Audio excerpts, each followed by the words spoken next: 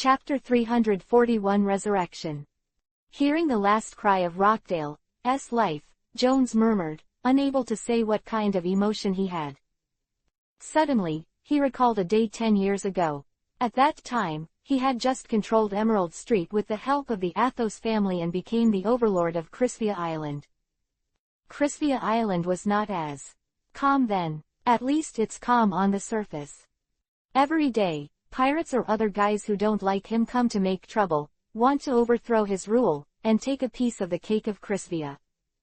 After all, it is something of the dark world. There are not so many legal and moral constraints. Whoever grabs it will belong to whoever gets it. What's more, this is the world of One Piece where strength is supreme, and only strength can prove oneself. In order to show his strength and completely stabilize his dominance, Jones at that time fought with all his strength in the battle with other pirates and the powerhouses of the dark world, playing in the dark. The war lasted for 3 days and 3 nights. The battlefield covered most of Crisvia Island, and even a cliff was razed to the ground during the battle. In the end, I stepped on the countless corpses of Mukuro, and the snake scales on my body collapsed a lot. I stood in front of the newly arrived pirates with blood, roaring that I was the owner of this island. In order to protect his sister, even if he was seriously injured and dying, he had to stand and complete the mission of the Athos family. Among the pirates who came to try to get a piece of the pie, there was Rockdale alone. Now he finally remembered what K. Rockdale said to himself on the beach at dusk. Forget it. My interest is to become One Piece, not an island owner. After speaking, K. Rockdale left Crisvia with his cadres. Seeing that this Chihuahua did not fight against Jones, the remaining pirates were unwilling, but they could only choose to retreat. After all, the benefits that Emerald Street could bring them at that time were not enough to make them lose their minds and become enemies with such a powerful existence. Since then, Jones has completely controlled Emerald Street and made a name for himself. Thinking of this now, Jones shook his head and sighed. I have no regrets. How is it possible? Bang! Above the sky, a soft sound interrupted Jones' memory. He looked in the direction from which the voice came from, and the giant dragon on the horizon suddenly burst open, turning into ice crystals all over the sky, floating in the wind. And in that ice crystal, a familiar figure brought a terrifying cold stream of light, flapped the wings behind him, and quickly approached the ground.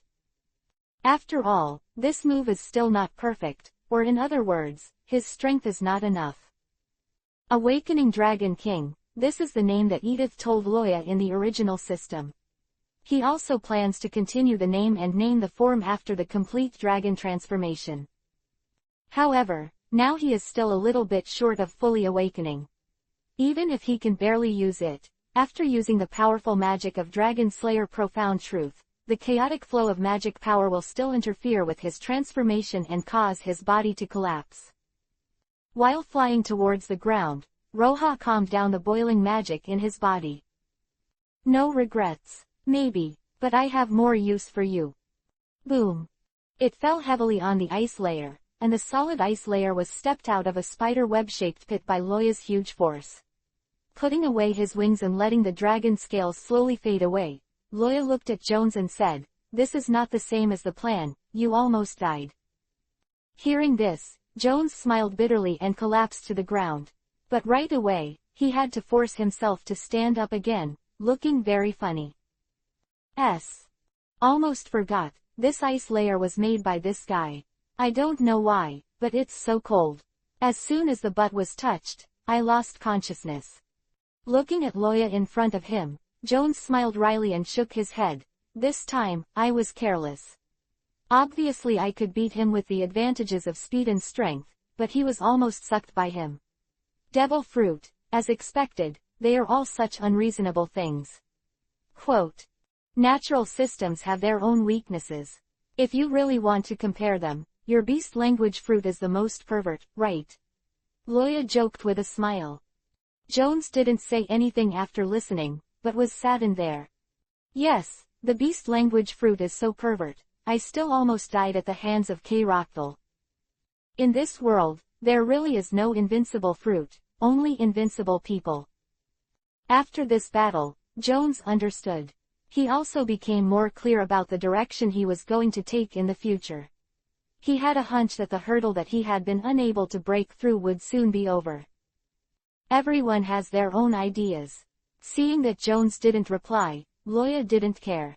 Looking at the sand crocodile that was fixed in place by the ice spear that came out of his body, Loya suddenly asked, "Hey, Jones.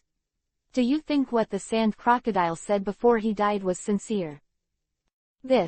Facing Loya's sudden question, Jones didn't know how to answer. However, he remembered what K. Rockdale once said and shook his head. It should be fake. After all, he hasn't become the Pirate King, hasn't he? The three words "One Piece," for the pirates on the vast sea, not only represent wealth, fame and power, but also a dream.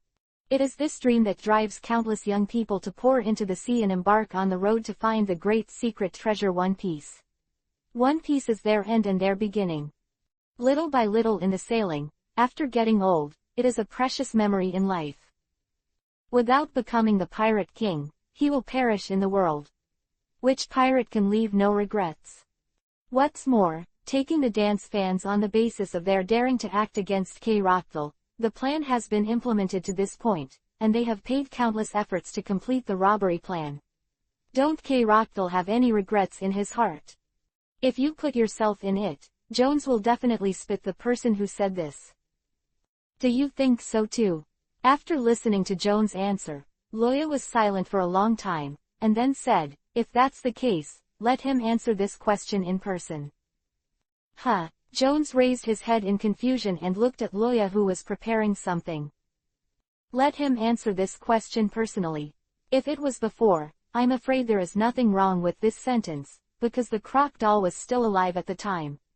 But, hey, he's dead and can't die anymore. How do you want him to answer your question?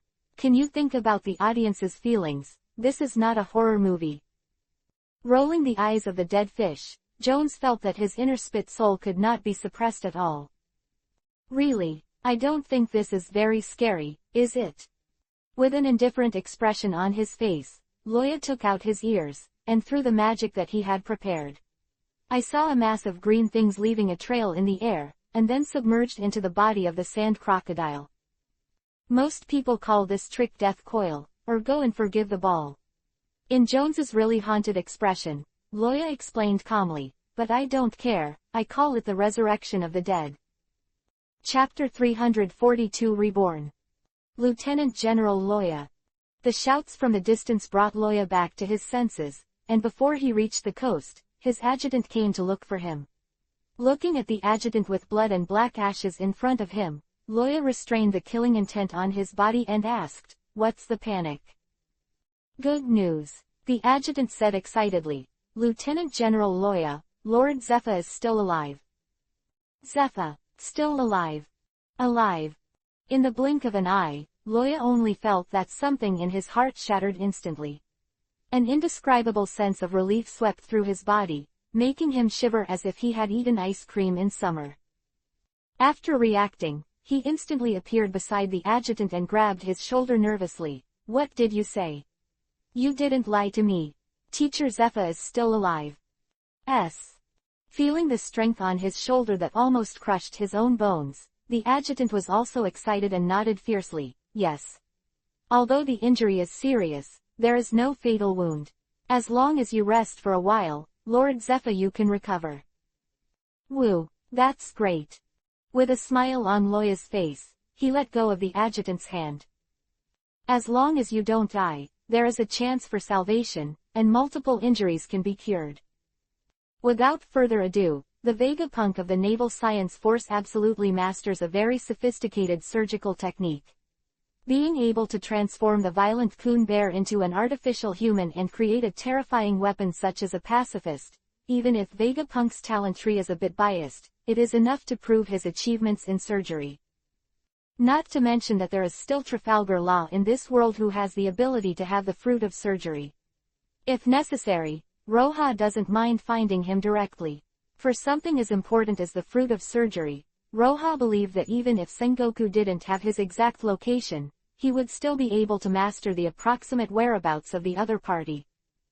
With all the various thoughts in his head, Loya did not continue to talk to the adjutant, and quickly ran towards the coast. Zephyr was seriously injured, and most of his body became bloody, and there was even a disgusting smell of meat under the charred muscle tissue. Looking at Zephyr, who was lying on the hospital bed and removed the shredder with the help of the doctor, Loya asked nervously, "How about the doctor?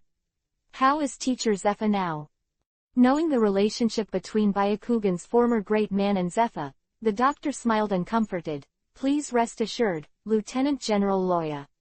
Lord Zephyr's injuries are all superficial, although he lost too much blood, and most of his body was damaged. All with severe burns and severe fractures."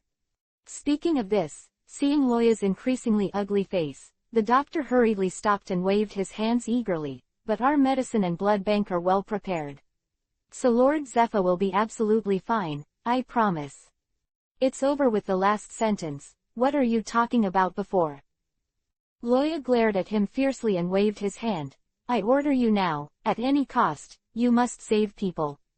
Tell me if you need anything, and I'll get it for you." "Yes, guaranteed to complete the mission."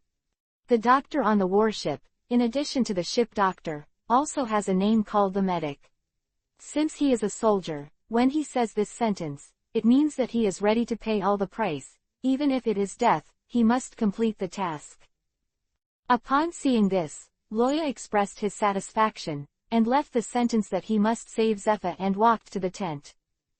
There are still a lot of soldiers outside who are rescuing the pirate guerrillas, and he, the supreme commander other than Zephyr, has something to do. While busy with the rescue, after a while, the adjutant found him again. It's just that he looked like he had seen a ghost and looked around carefully. In response, Loya kicked up angrily. "You're a jerk. Stand up for me." "Yes." After being kicked, the adjutant stood up straight and saluted Loya with a strong energy. Then, he continued to look left and right, came to Loya's side, and said suspiciously, "That. Lieutenant General Loya, we have captured a prisoner. Captive. If you catch it, you will catch it. Lock it up first. I don't have time to talk to him now." "No, Lieutenant General Loya, this prisoner is a bit special," the adjutant mumbled in embarrassment, then spread his hands, "because she is a ghost." Ghost. Loya blinked, and a pink-haired girl dressed like a princess appeared in her mind. As for the ghost girl, maybe there is only one goal, right? Thinking of this, Loya said to the adjutant, Go and have a look." So, what kind of bastard would call this trick death coil and go for give ball? Looking at K. Rockdale, who opened his eyes again, Jones, who didn't know the evil DK stock, was undoubtedly broken in his heart at the moment. "The crocodile in the sand is already dead, what are you doing now?" "Wrong. Are you able to bring people back to life? This is just unscientific." At a glance at Jones' face, Loya knew what he was thinking now, and sighed helplessly. Loya ignored him, and said to K. Rockdale, who was walking slowly, "Don't go too fast, you are now my body is dead, and it's only been a few minutes, but it's stiff from my cold. Learn to adapt, not change." In the face of Loya's dissuasion, K. Rockdale ignored him and continued to walk straight towards Loya. That slanting and twisting action looked very ridiculous. But no matter how ridiculous it was, it couldn't change the fact that he was a corpse whose heart had stopped beating. The awkward walking posture fell into Jones' eyes, which not only failed to make him feel ridiculous, but made him feel terrified. As K. Rockdale kept getting closer, his calf became uncontrollably weak. With a sad face, Jones pointed to the coast and asked, "There's another Mariah over there that hasn't been cleaned up, why don't I go first?"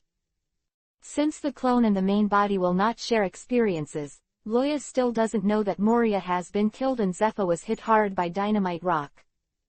Hearing Jones' words at the moment, Loya looked at him with contempt, and said disdainfully, "He is just a corpse that can move now, and he doesn't even have the ability to fruit. I really don't know what you are afraid of."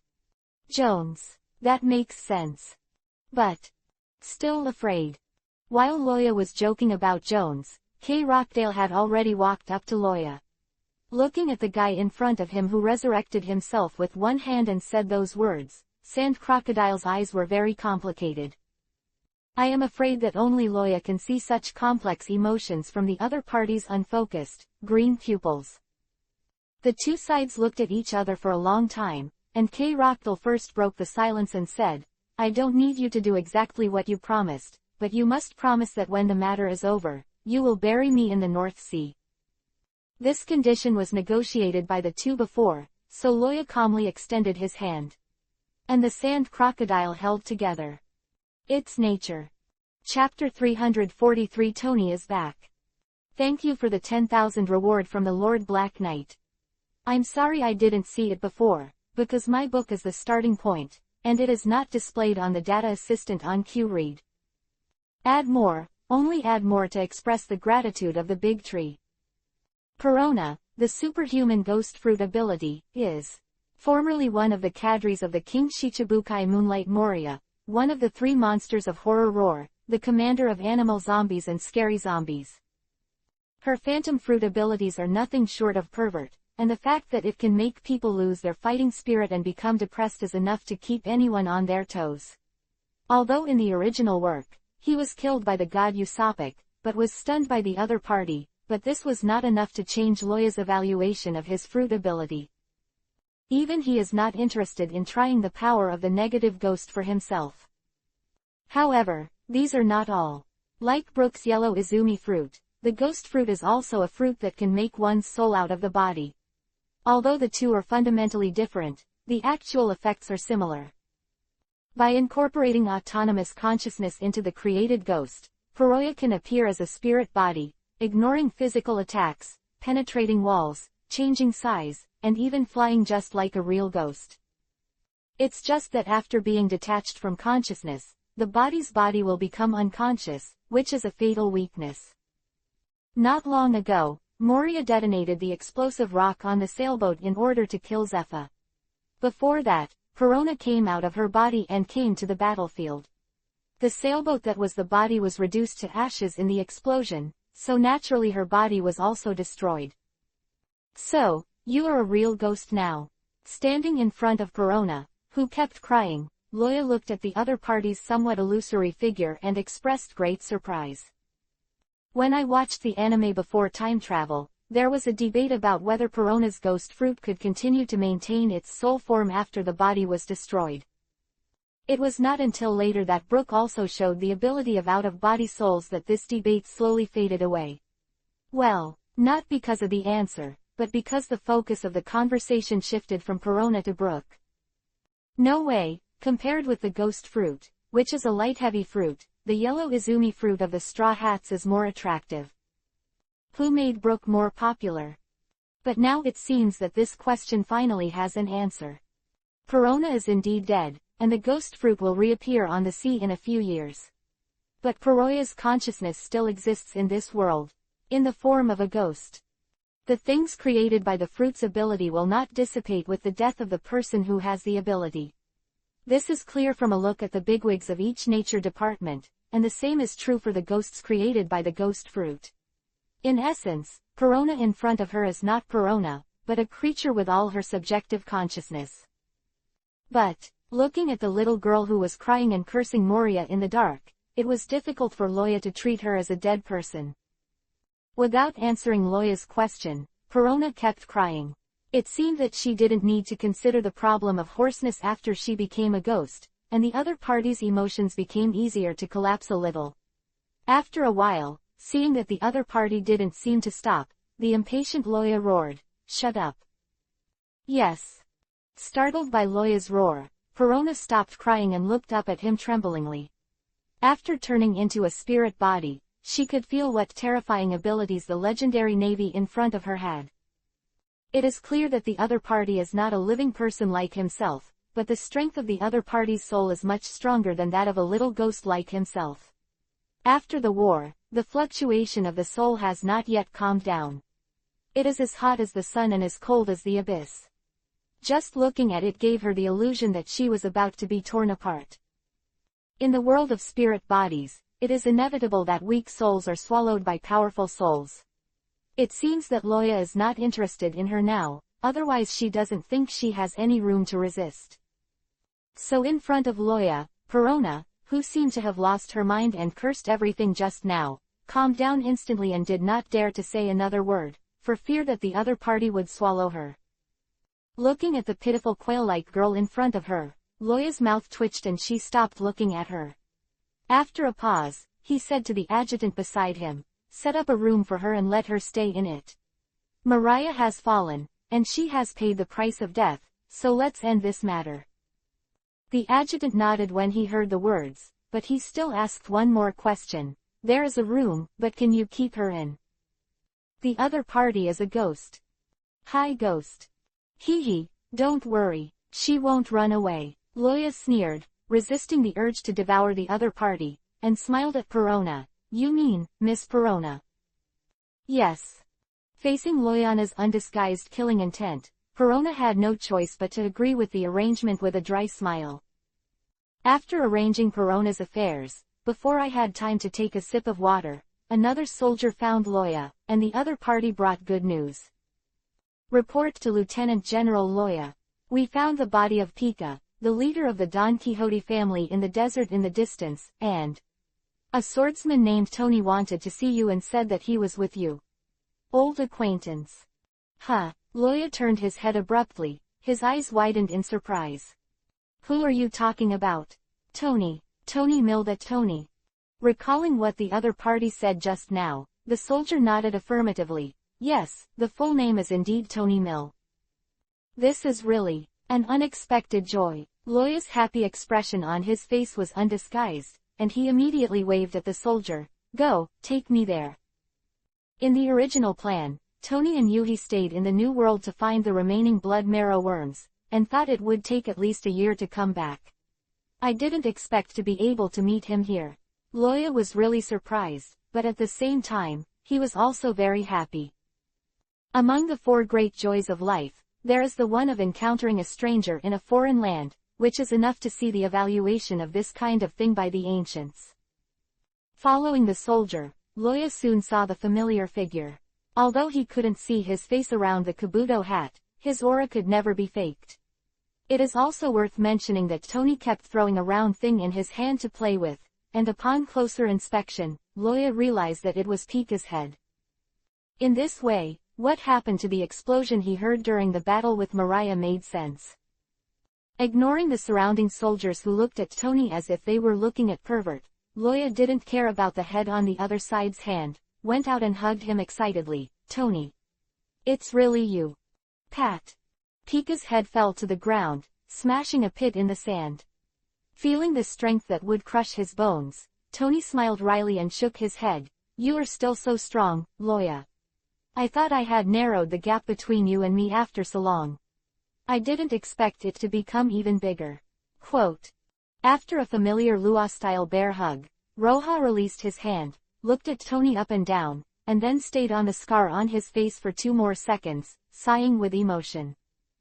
"It can be seen that you have suffered a lot for more than half a year. But it's okay, it's good to come back. Everyone in the elite camp is talking about you when you're okay.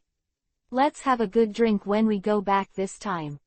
Looking at the familiar smiling face in front of him, Tony was also a little excited. "Well, I understand." Chapter 334 Comatose Princess Vivi. Adding more and more, not adding more is not enough to make people angry.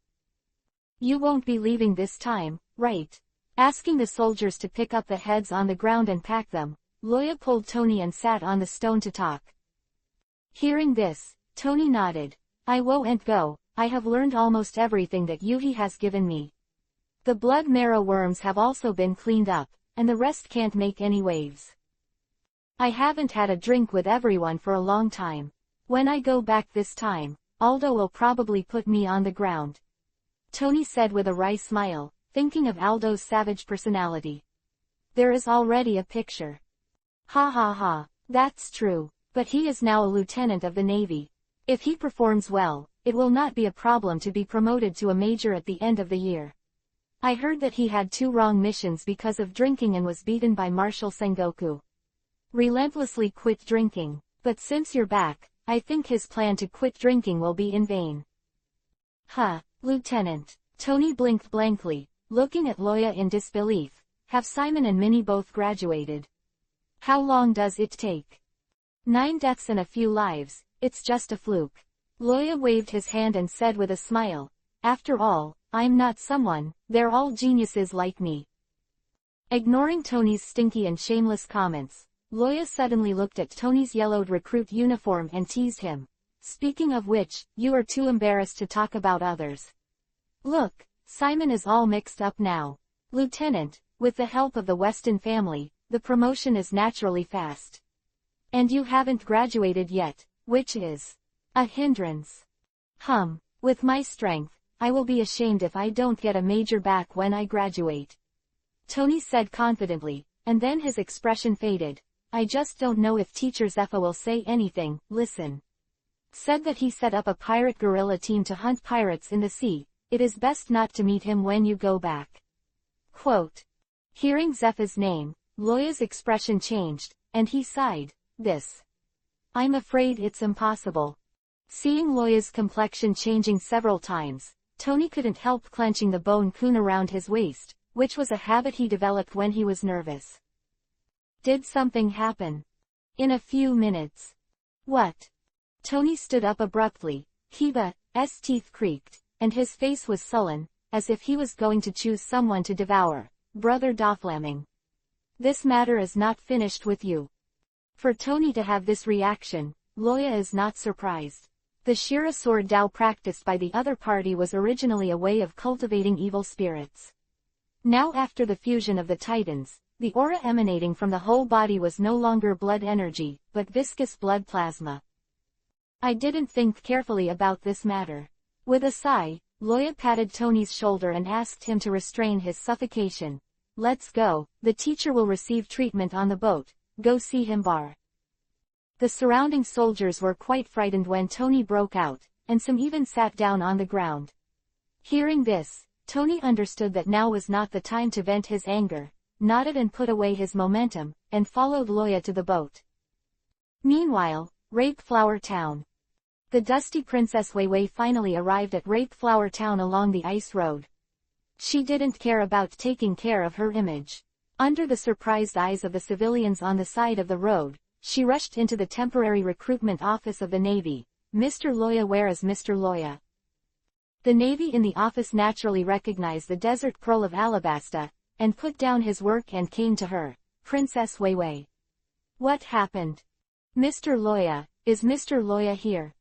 Holding the naval officer's hand tightly, Wei Wei seemed to be holding a life-saving straw. The strength made the sturdy soldiers in front of her feel a little pain, and the urgency of the matter was beyond doubt. But the other party was looking for Loya.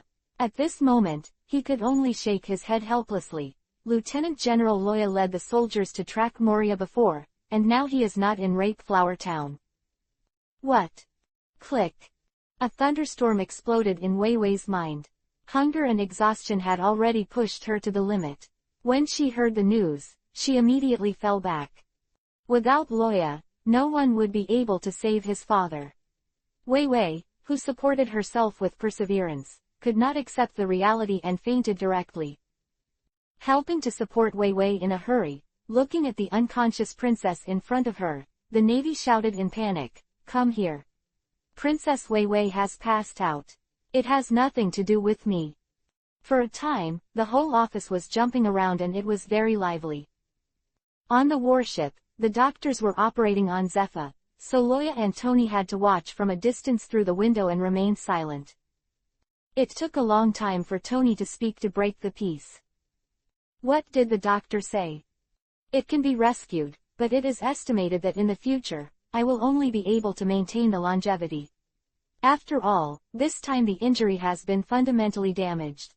The teacher is old and can no longer be alive after the injury is before. It's good to be able to save it, that's good. Although he has become a monster to kill, it is not so easy for Tony to see Zephyr, who is also his father and teacher, die. Hearing that Zephyr could be rescued, the whole person relaxed a lot. Let's go, the operation needs to be quiet, let's go outside and stay. After Loya finished speaking, He brought Tony to the deck. Just as he was about to say something, he was interrupted by the sound of a phone bug. Hey, what happened to Rapeflower Town? This phone bug was specifically in contact with the Navy stationed in Rapeflower Town, and only the corresponding phone bug in Rapeflower Town could dial it. Hearing Loya's question, the Navy soldier who answered the phone grimaced. Lord Loya, come back soon. Princess Weiwei came to you just now. There should be something very important. Vivi. What did she come to do with me? Loya thought strangely, and should. What does that mean? Didn't she make it clear? The Navy was really about to cry. She passed out before she could make it clear. I swear, this matter has nothing to do with me. It is definitely a serious diplomatic issue that the princess of the world government member country has an accident where the Navy is stationed. Especially since the other party is also a member of the Neferutari family, a member of the Tianlong people. If the trouble is not good, it will really lose his head. The pirates like Rockdale can ignore each other, but as a navy, this matter must be taken seriously. Luoya also felt speechless for a while, but he believed that those guys would not really do anything to Wei Wei, which shows that the other party should have really encountered something terrible. Immediately appease the Navy, and at the same time order them all to shrink their defenses, and they must ensure the safety of Wei Wei before returning. Hanging up the phone, Loya shrugged at Tony and sighed. It looks like I'll have to wait until I go back and have a good chat. I need to go back to Rapeflower Town. You can stay here to protect the teacher for the surgery. This arrangement is very reasonable. Tony is holding the bone coon, and the eyeballs once again become the appearance of a monster with a Yuhi circle. Swear to the death to complete the mission. Notify. Chapter 334 Comatose Princess Weiwei. Dashu saw that it was buffering after clicking to publish, and then found that the chapter name was wrong. Hey, it's really tiring to have to do this once a month. I can only make changes when the editor comes back from a big holiday. Everyone will do it first. Obsessive-compulsive disorder means that it can't hurt. Chapter 345 Loya is back. The magic power in the body is almost dry, and even if the matter is urgent, Loya can't fly, so the clone is still sitting on the back of Pippi Shrimp when he returns to Rapeflower Town this time.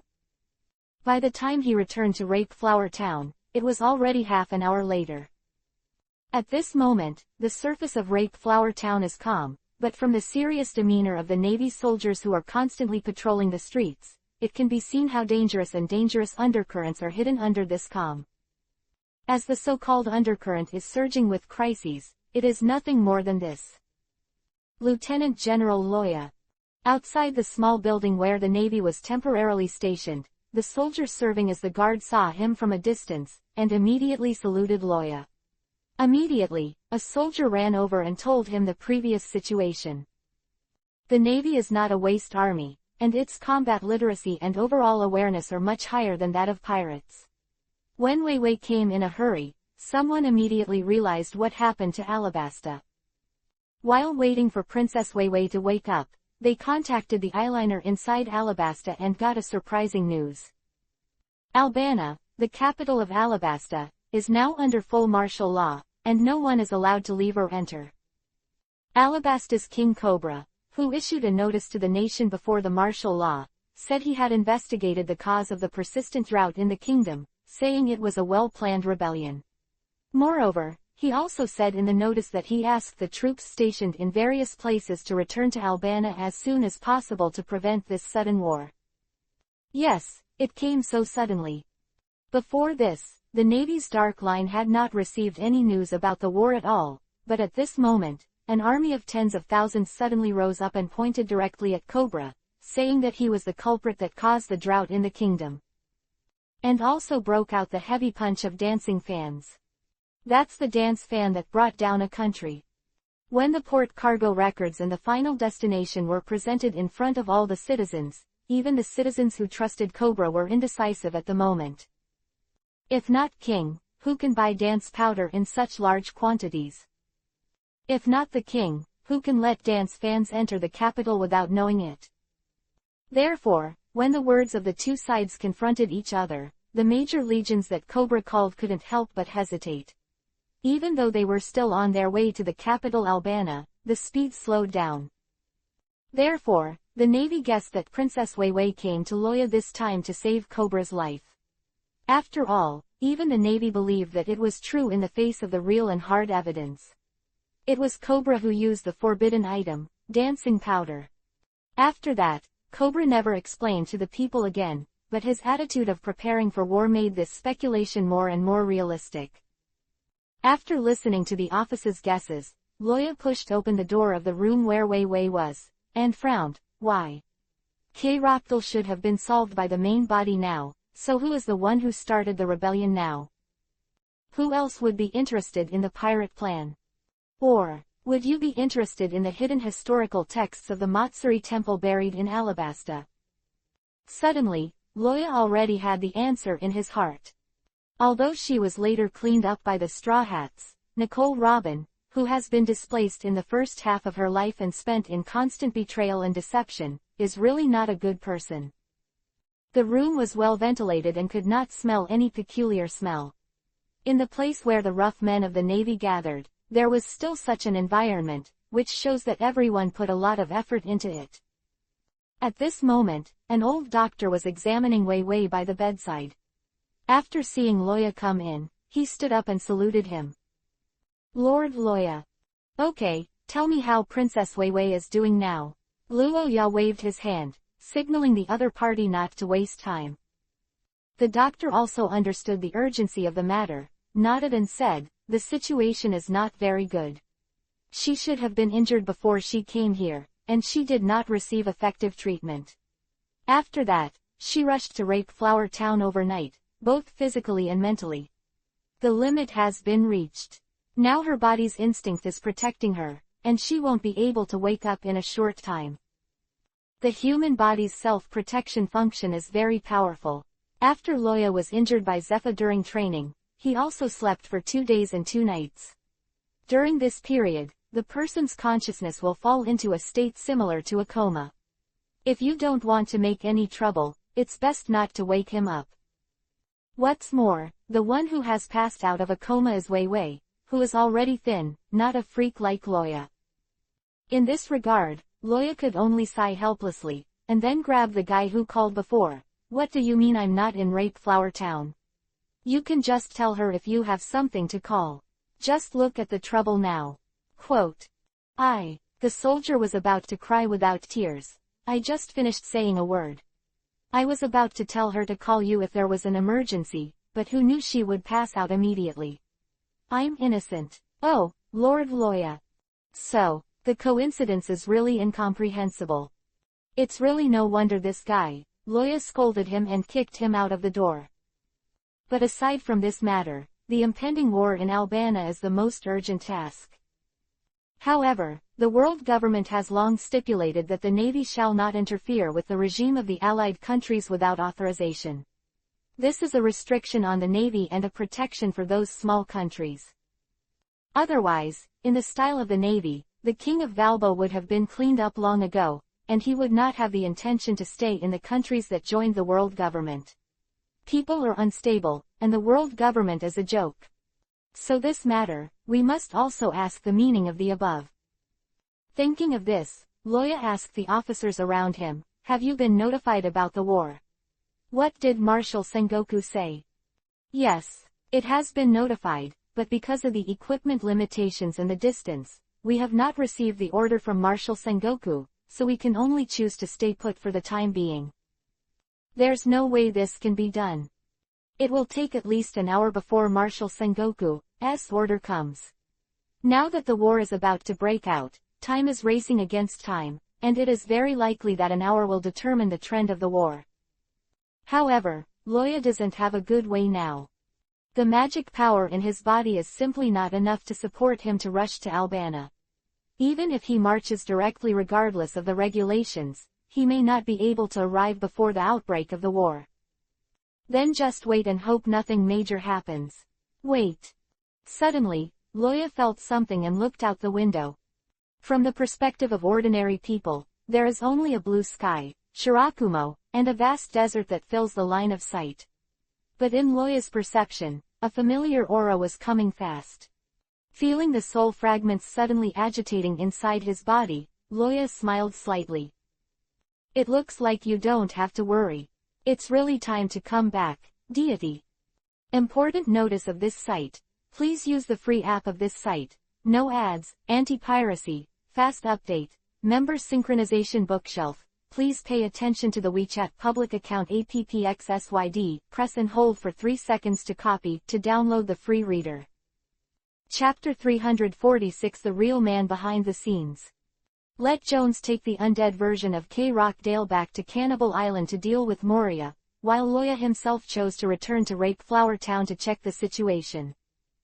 Before approaching the town, a familiar wave caught his attention. He looked down, and behind the dunes, his clone was standing there, waving at him constantly. Feeling the dried-up magic power in the body and the unresolved fluctuations after burning the soul fragments for a long time, Loya frowned slightly. Did something happen? The mission of the clone is to appear in the sight of everyone when he goes to deal with K. Rockdale, to ensure that he will not be suspected, so the magic power it carries is not too much. But as a skill that can only be used after Roja's strength has greatly broken through, this, not much, magic power is enough to deal with most enemies. But now he has turned into this tragic situation, so Loya is very curious about what the other party has experienced. Using an ice mirror to form a prism that reflects light around his body, Loya fell straight down. A few minutes later, a powerful cold snap suddenly erupted in place, turning the scorching desert into an ice prison. In the terrifying cold air, Loya's eyes were calm, and a faint smile appeared on the corner of his mouth. Morlia, Doflamingo, good, good. The matter has been explained clearly. The clone sits on the ground, and on him, the magic can no longer maintain the shape, and transparent ice crystals continue to emerge under the skin. Magic power and soul both have the characteristics of milk swallows returning to their nests. When he faced Roja face to face, the power in his body began to spread directly, slowly infiltrating back into Roja's body. The next thing is left to you. But I have to say that this skill really needs to be developed. Even if it still can't restore the magic power, it is necessary to increase the capacity. Listening to the Avatar's complaint, Loya smiled slightly. Understood, this will not happen next time. Hee, I promise myself that you are a lunatic. With the spit of the clone, his whole person slowly stopped, and then turned into an ice sculpture. Standing quietly for 2 seconds, Loya picked up the cloak on the back of the clone, pulled it over and draped it over his shoulders. Looking at Rape Flower Town, Loya smiled. Crazy, what I'm going to do next is worthy of being called a madman. At the same time, the capital of Alabasta, inside the royal palace of Albana. Before he could finish speaking, the adjutant of the Alabasta Kingdom Guard Jackal's Gaka was sternly stopped by Cobra. When he left the palace, Gaka looked at the horizon worriedly. Princess Wei, where are you? At this time of national turmoil, Vivi, who is the most popular in Alabasta, is not in Albana, which makes Gaka feel very uneasy. Moreover, Cobra's attitude made him unpredictable. There are clearly tens of thousands of rebel troops outside who are always ready to attack Albana and are in danger, but Cobra disagrees with himself and others going out of the city to look for it. As a member of the Kingdom Guard, Garka knew Cobra very well, so he felt that there must be something else hidden. However, also because he was a member of the Kingdom Guard, facing the king's orders, he could not disobey. Sighing silently, Gaka can only pray for Wei in his heart, and then continue to prepare for the war that may happen at any time. Watching Gaka walk out of the palace, Cobra sat back on the throne and put one hand on his forehead, wondering what he was thinking. After a while, a man clad in grey robes emerged from the shadows in the corner of the palace. It seems that as a king, you act very well. Seeing her, Cobra hurriedly stood up from his seat. Sunday, this jerk Gaka has already noticed the abnormality of the slave family. If this continues, I am afraid that it will not be long before we see through our plan. Calling himself a slave family is not the oral fetish that Cobra should have. So it is self-evident who is standing on the throne. It is the superhuman imitation fruit ability, Mr. Tuban Clay of the Ba Rock Works, formerly known as Ben Sam. His words were not in vain. The war came too suddenly. When he received the news from the mysterious president's partner, Sunday, the whole person froze for a moment. Why start a rebellion in advance? Obviously the deployment in this country has just begun. Everything is not ready, and the success rate of the plan is simply not 1 in 10. Moreover, because his family is a criminal organization, once he and others are exposed, the Navy gathered in Rape Flower Town is not a doll, and what awaits them will be bloody cleansing. The Navy is not allowed to interfere in the internal affairs of other countries, but if it is to attack the Pakistan Rock Work Society, I believe that the world government will not really pursue anything. In the past 2 days, in order to cope with the doubts from Gaka and others, it was the first time that Benson played a person so diligently. Although there seemed to be no problem, after a long time, everyone would see that there was a problem. After all, the real Cobra behaves in the world, completely contrary to what he is showing now. It is simply two extremes. For a while and a half, Cobra's prestige can still be supported, but this prestige has also dissipated a lot in the haze of war. In the face of Benson's question, Robin's lips hidden under Kabuto's hat showed a slight smile. See through it, the real purpose of the president is not this country. What? Benson's eyes widened, and his surprised head turned back to his heavy makeup look. Sunday, what the hell is going on? It doesn't matter, just do your own thing. Robin smiled faintly, but there was undoubted strength in his tone. Sand Crocodile controls the Ba Rock Work Club, not relying on so-called loyalty. Thinking of the will represented by this person in front of him, and the fate of those who questioned the president before, Benson moved his mouth and couldn't say a word. Keep holding on. When the president's plan is completed, I will notify you in advance to retreat. Before that, it depends on your performance. Robin chuckled, pulled the Kabuto hat down, and walked out slowly. Leaving only where he was, Benson, who had Cobra's body against his head, was silent. There are many secret passages in the royal palace of Albana, and these secret passages are generally known only by the direct blood of the Neferutali family. But for Robin, the terrain here was known to her a long time ago. Pushing open a secret door on the wall of the palace, Robin turned around and looked around, making sure that no one was there, and then walked in. The back of the secret door was very dark, and he could not see his fingers, but Robin knew the way and walked to the end of the passage without bumping or touching. At the end of the passage, there was a small room filled with some of the treasures collected by the Neferutali family, glittering mesmerizingly under the light of the torches. But in this treasure house representing the glory of the Neferutali family, the 12th king of the kingdom of Alabasta, Neferutali Cobra, was tied to a cross, with nails running through his hands and feet. The blood rolled down the cross, forming a pool of blood, drowning some gold coins on the ground in Yuhi's blood. Looking at Cobra, Nicole Robin took off the Kabuto hat, casually picked up the wine glass on the wooden table beside him, and took a sip. How is it? Cobra, are you still reluctant to say it? It's the biggest concession I've made to get your daughter out of town. My patience is limited. Chapter 347 Simple Trade-off Problem, Add more rewards for the big guy Black Knight. As early as when Loya and the others had not landed, Robin was keenly aware that something was wrong. No matter how you think about it, the fact that Cannibal Island, Mariah, the pirate gorilla, and the warships of the Navy headquarters appeared around Alabasta at the same time was a bit unusual. After careful consideration, Robin came to a conclusion that the true purpose of the Navy probably came for Kay Rockdale. She couldn't tell what kind of logic this was, it was just her own intuition. But with this intuition, Robin has survived several times and has lived until now, so she trusts her judgment. So, she started planning early and launched a rebellion in advance. Anyway, a person who is as proud as a sand crocodile will not pay attention to the movements of his subordinates every day. There is also the reason for Rockdale's confidence in it. As Nico Robin's umbrella, he doesn't believe that the other party will betray him during this period. But, obviously, he guessed wrong. Instead of waiting for the sand crocodile plan to take shape as smoothly as in the original book, Nicole Robin resolutely chose to betray Rockdale at this critical moment. If an O'Hara remnant like her, who was hunted by the whole world, would not betray just because she was afraid, she would have long since died in a stinky ditch.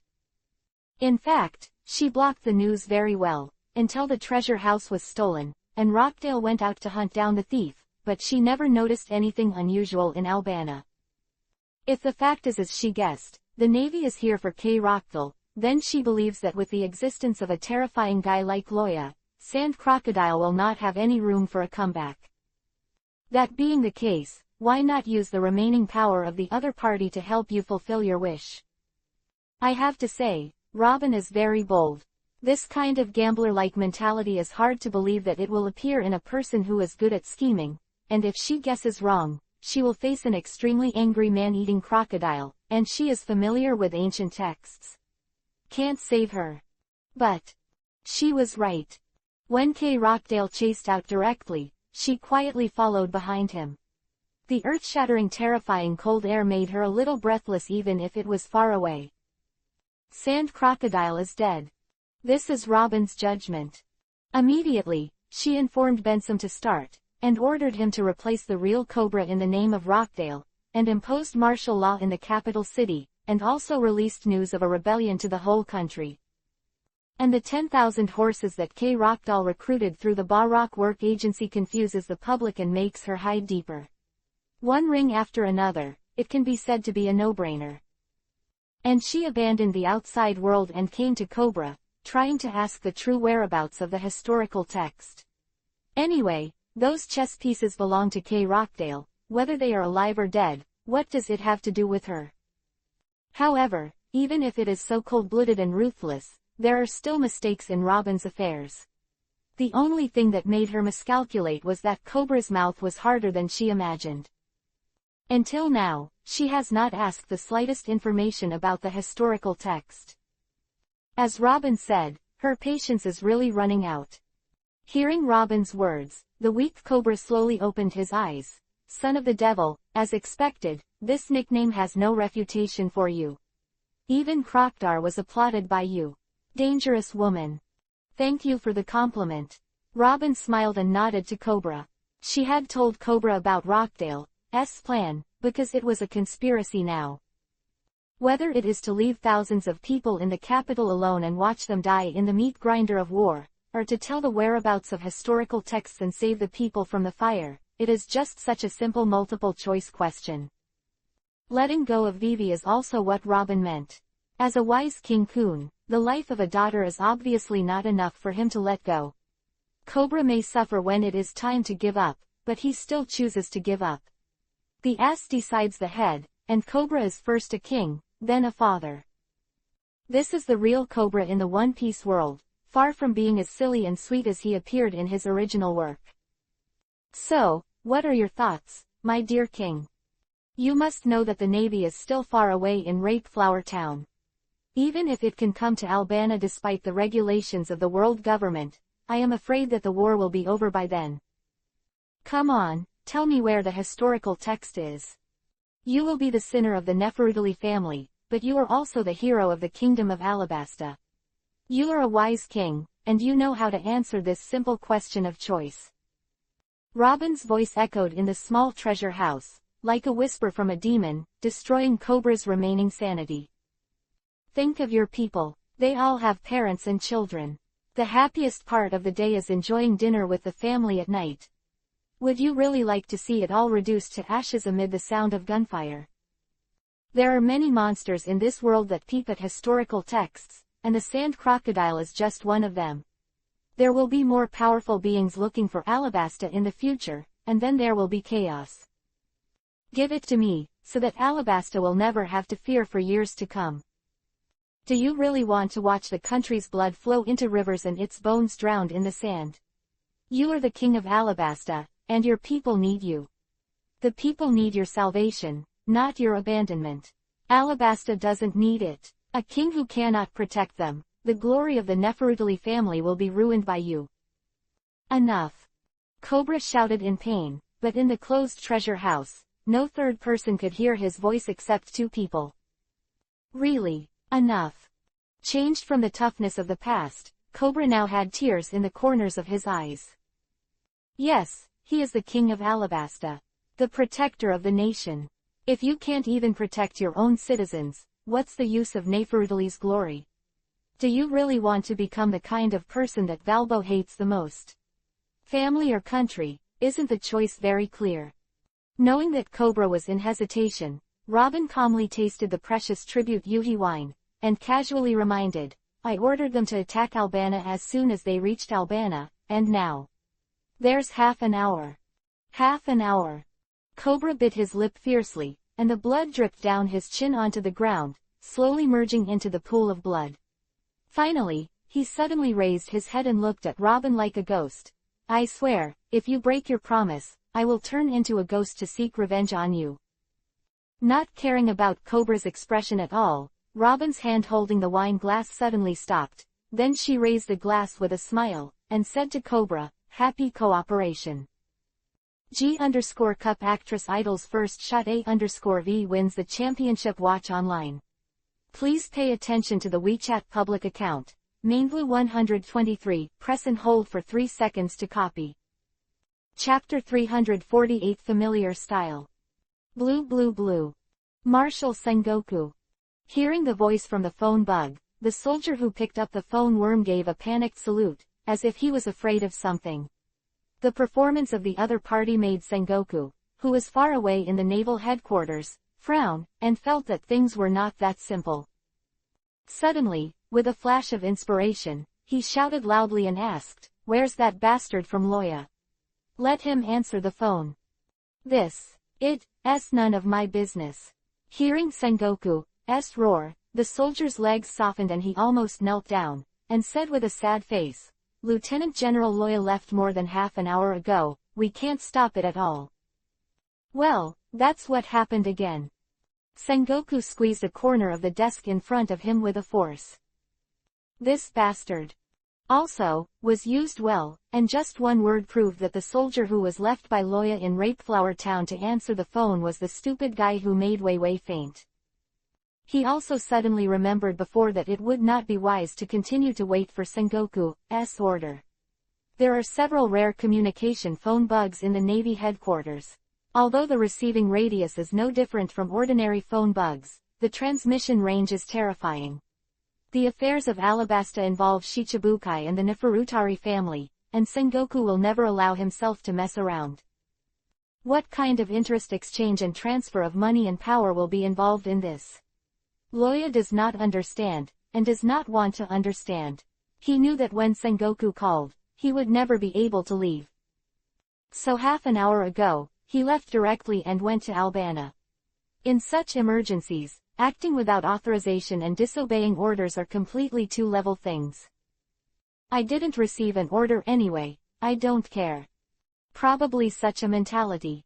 Krokdar can know that Alabasta hides the historical text that records the whereabouts of the ancient weapon Pluto, so why does Sengoku, as the Admiral of the Navy, know?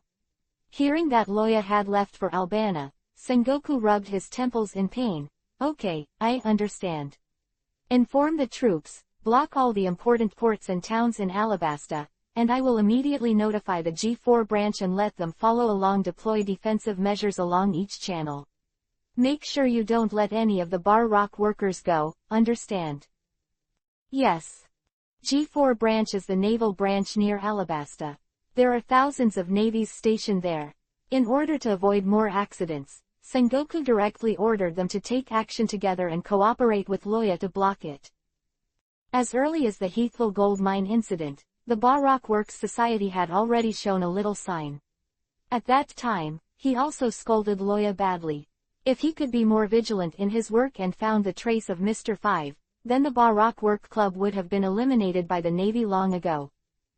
This time, it can be regarded as paying for the previous incident. The Pakistan Rock Work Society, which escaped to heaven, made such a big move in Alabasta, and Loya was also responsible for it. Still, the results were good.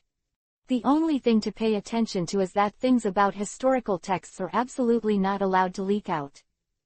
Hanging up the phone, Sengoku rubbed his temples and said to the crane sitting beside him, "Where is Carp now?" Before, under the name of returning to the G3 branch, Garp secretly ran back to the East China Sea to see his grandson, and put a fake thing on himself.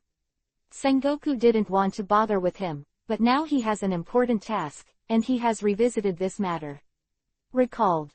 Forget about Garp's words, he doesn't have time to go to Alabasta now.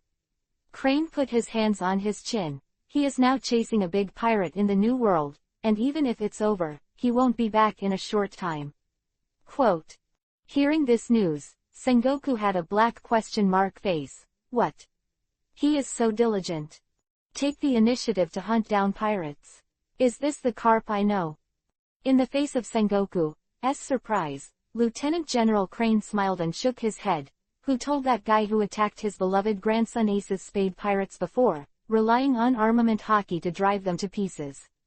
Originally, Carp was going to bring it back directly through Wufang, but when he heard the news, he turned around and went after those guys.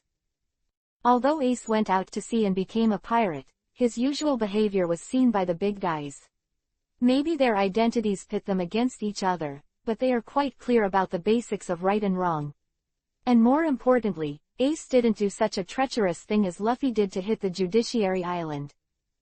So when it comes to Ace, Crane now has a mentality of watching the younger generation fooling around.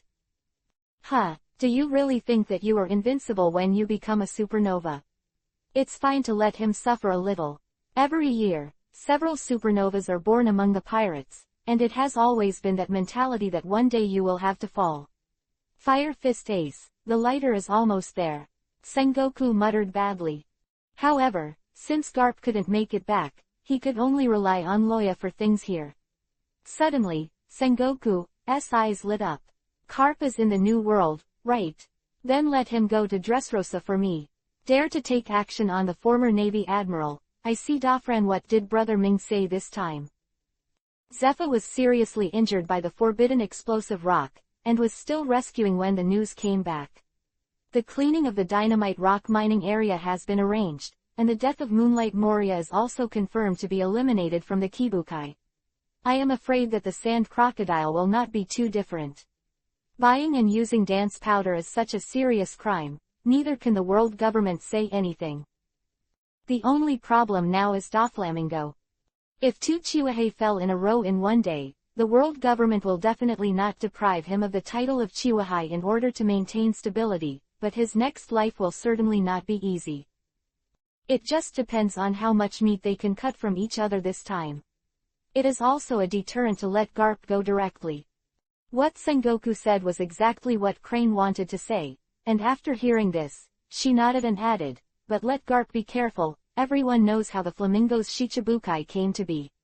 The benefits of Sand Crocodile and Moria are by no means comparable, so don't let Garp make any trouble. Just as Sengoku and Crane were discussing a series of important matters related to the death of tens of millions of lives, Loa, who broke out at his limit speed, had already arrived at Albana from Rape Flower Town.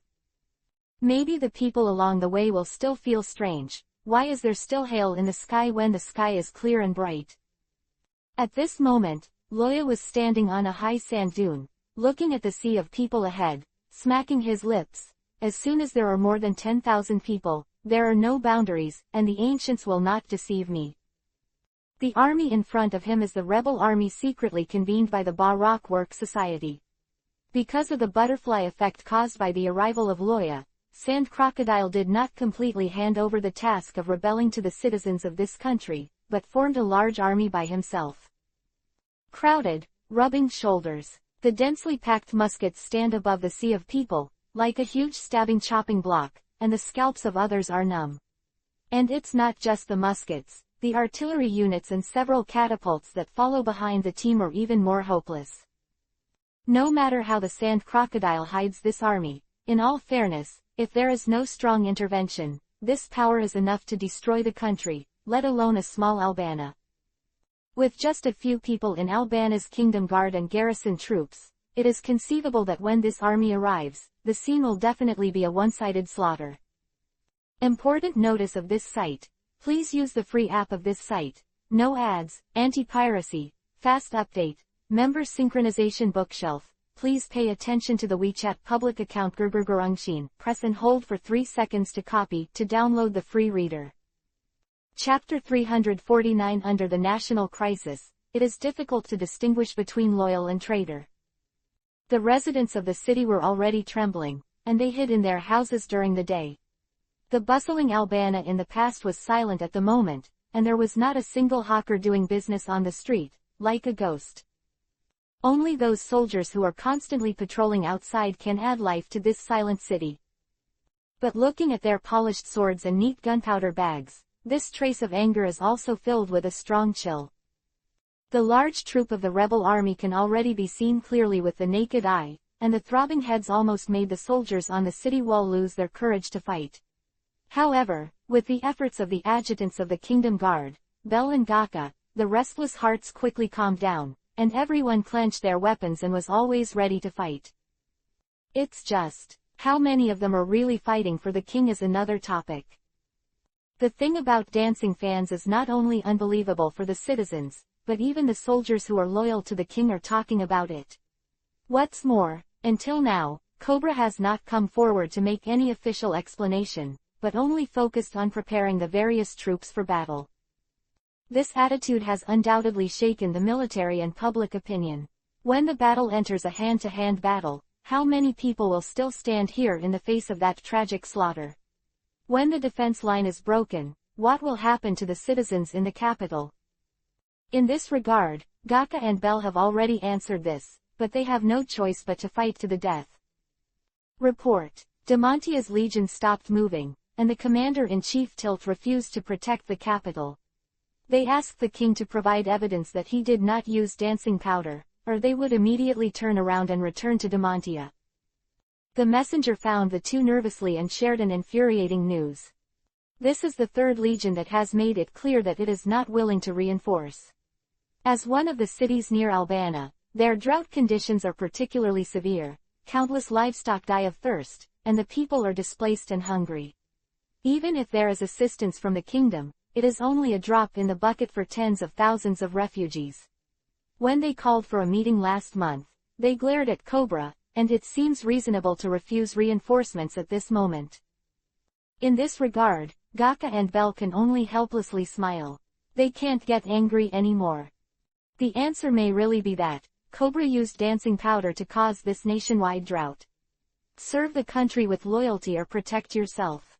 At this moment, everyone is making their own choices. Tilt used to be one of Cobra's most loyal supporters, but during this period of time watching the people suffer, and the murderer was probably the king, he felt bad at all. Soldiers all have ruthlessness, or a tendon. If Cobra can prove that he is not a murderer, then even if he knows he will die, he will come to Albana for reinforcements and serve the country with himself. But if Cobra can't prove his innocence, he can also watch Alabasta with all his heart and start a new life.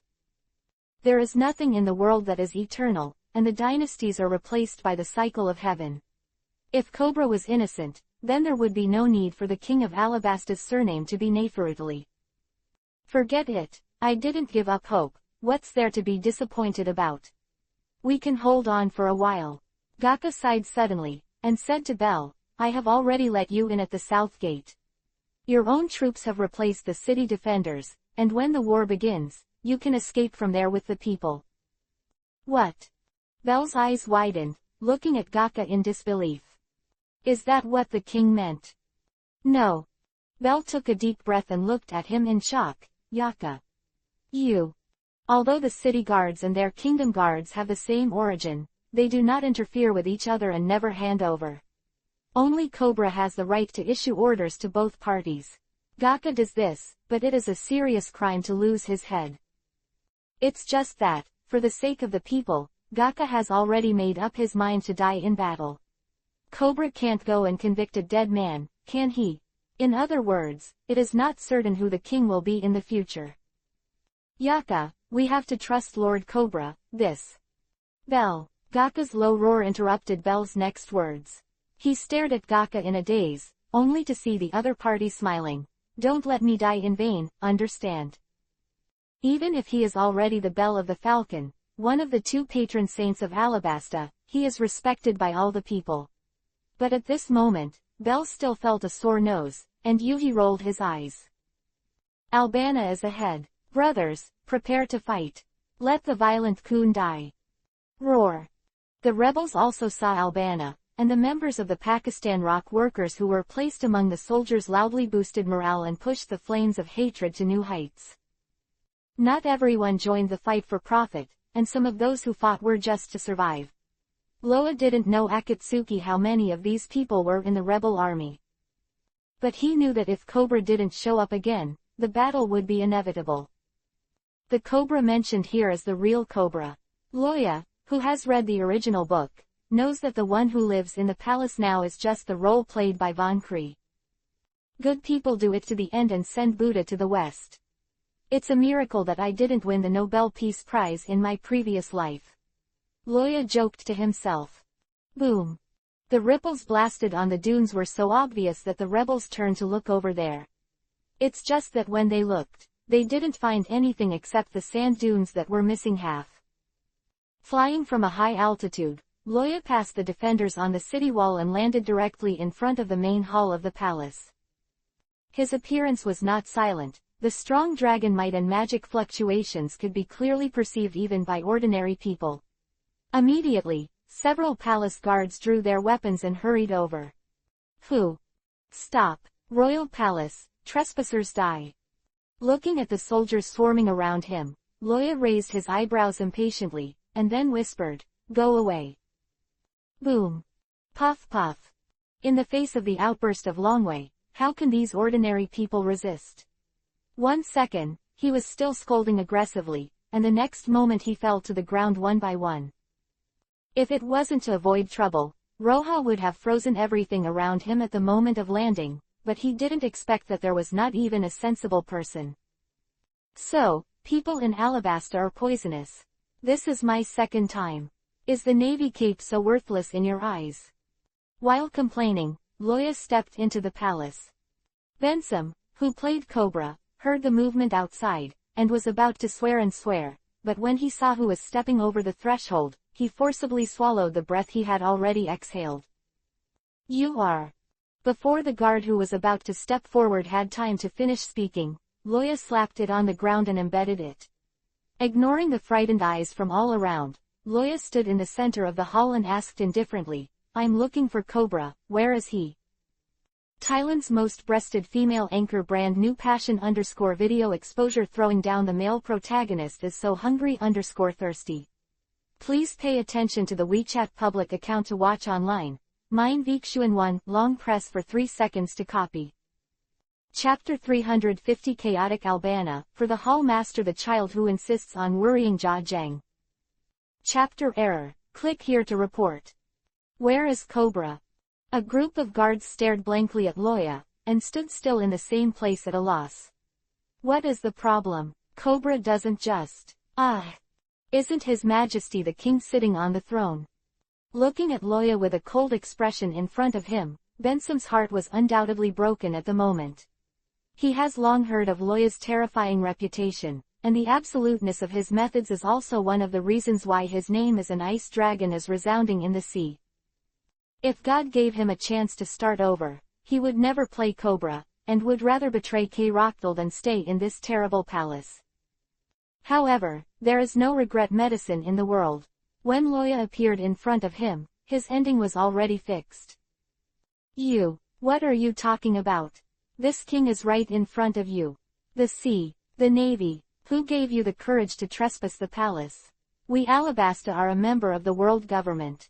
Aren't you afraid of being punished?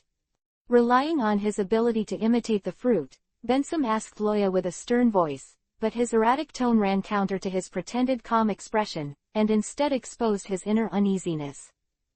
Hearing Ben Sam's words, Loya didn't say much. Raising his hand, he snapped his fingers gently. Boo! Click click. Suddenly, from the bottom of Loya's feet, a piece of ice crystals continued to spread and climb the wall of the palace.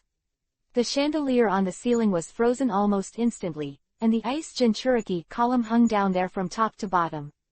Then, in this ice and snow palace, ice spears were formed out of thin air, and the spearheads were aimed at the cobra in front of him. At the same time, Loya spit out a word softly. 3. What are you doing? Guards, hurry up and stop him. Benson yelled in horror. The ice spears surrounding him were densely packed, and the cold was so cold that he couldn't move at all. But as soon as he finished shouting, he heard the constant screams of the guards. Looking down, I saw that the guards fell to the ground one after another, rolling around in pain. In the position where they stood before, a pair of double orangutan Yuhi's broken feet were left in place. In the face of this freezing, their feet were frozen almost instantly, and the brittle limbs could not bear the weight of the body, and were broken as the body twisted. Just as Kuzan often freezes and smashes enemies into pieces, both of them are extremely skilled at using this trick, and compared with Kuzan, Loya's freezing is undoubtedly more terrifying. The guards who fell to the ground did not scream for too long. As they rolled and kept in contact with the ice layer, their bodies were quickly frozen and stiff. Soon, the palace became silent, only a broken limb connected to Yuhi without a drop of blood to prove how many people were here before. 2. Loya's voice was like a whisper from hell, pulling Benson into the abyss little by little. He seemed to have seen a transparent god of death, slowly raising his scythe towards him. Wait, I tell you, I know where he is. 1. Puff, puff puff. As Loya's voice fell, the dense ice spears shot out relentlessly, penetrating Benson. Between the strong collisions, some ice shavings were wrapped in meat foam and scattered on the ground. Glancing at the rotten flesh on the throne, Loya shrugged. If you know it, just say it directly. What are you doing with so much nonsense? If Benson Izumi knew about it, he would probably jump up angrily when he heard this. I'm ready to say you still won't let me go. If you want to kill me, just say it clearly, don't talk about these nonsense, okay? Anyway, as a world-famous powerhouse, can we have a face? Indeed, Loya had no plans to let Benson go from the very beginning. Sand Crocodile is the size of a chihuahua, didn't he kill him the same? What's more, this group of supporting characters who provide experience for Luffy's upgrade will have no role after finishing the Chan oil. The fact that Cobra was not at the palace had already been discovered when he stepped into the palace. Although he doesn't want to admit it, he does have the qualifications to be a search and rescue dog now. As the biological father of Princess Wei Wei, the auras of the two are different, but there are still great similarities. With just a slight perception, he realized that there was no Cobra's aura inside or outside the palace at this moment. And as Mr. 2, will Benson know where Mr. .0 Feet's partner Robin hid Cobra? Just think about the consistent style of the bar rock works. This is a dead end, and Loya is just playing with him. But if Cobra wasn't in the palace, where would Robin hide him? Could it be the underground burial Matsuri temple where historical texts are buried? This is possible. Robin's wish is to find the real historical text and uncover the mist that has been blank for 100 years. Now that Rockdale has told her the truth about her plan, it is very likely that she has kidnapped Cobra and brought him to the underground burial in the Matsuri temple. I have to say that Roha's thinking is very correct. Robin and Cobra are indeed buried in the Matsuri Hall at the moment. It's just that he didn't notice that Alabasta's underground burial Matsuri Hall is very secret. As the place where the ancestors ordered to guard, only the rulers of the Neferutari family in successive generations know its specific location. Robin wouldn't be there without Cobra to lead the way. But, it's just a coincidence, isn't it? Loya's goal is to find Cobra, so as long as he is found, the location of the underground burial of Matsuri Hall will not be a secret to him. The ability to perceive vitality is sometimes better than observation hockey, I don't know how much. When the news of the shattering of the palace hall came out, the soldiers who rushed in anxiously only saw a piece of Mukuro, and everyone was stunned. And when they saw the fragment of the cloak representing the king's identity in the crippled Mukuro, panic spread rapidly in everyone's heart. The king, killed. King Cobra is dead. The news soon spread out of the palace, and for a while, the whole of Albana became very lively. It is like pouring a glass of water into a pot of boiling oil and frying the pot. The soldiers had no intention of fighting and were in a mess, ignoring the scoldings of Gaka and Bell. The thugs who lost their restraints took this opportunity to break into the homes of the common people, looting money, killing people and setting fires. It's their last madness and they're going to die anyway, so why not vent at the last moment? It must be said that the human heart is really a difficult thing to fathom. The owner of the bookstore, who has always been polite, is likely to take out a large knife and hack to death his neighbors and insult their wives and daughters in the next moment. Facing this sudden riot, Gaka and Bell were stunned, but now the most important thing is to protect the people. The decision was made immediately, so the two immediately led the team away from the city wall and began to gather the people to escape from the city. And Loya, who was flying in the air, quietly glanced at the turmoil in the city, and continued to look for the trace of Cobra without paying any attention. Chapter 351 Historical Text. Thank you, big man. Still adding more tonight, that's right. Dividing line. Albana is now gathering the attention of the whole country.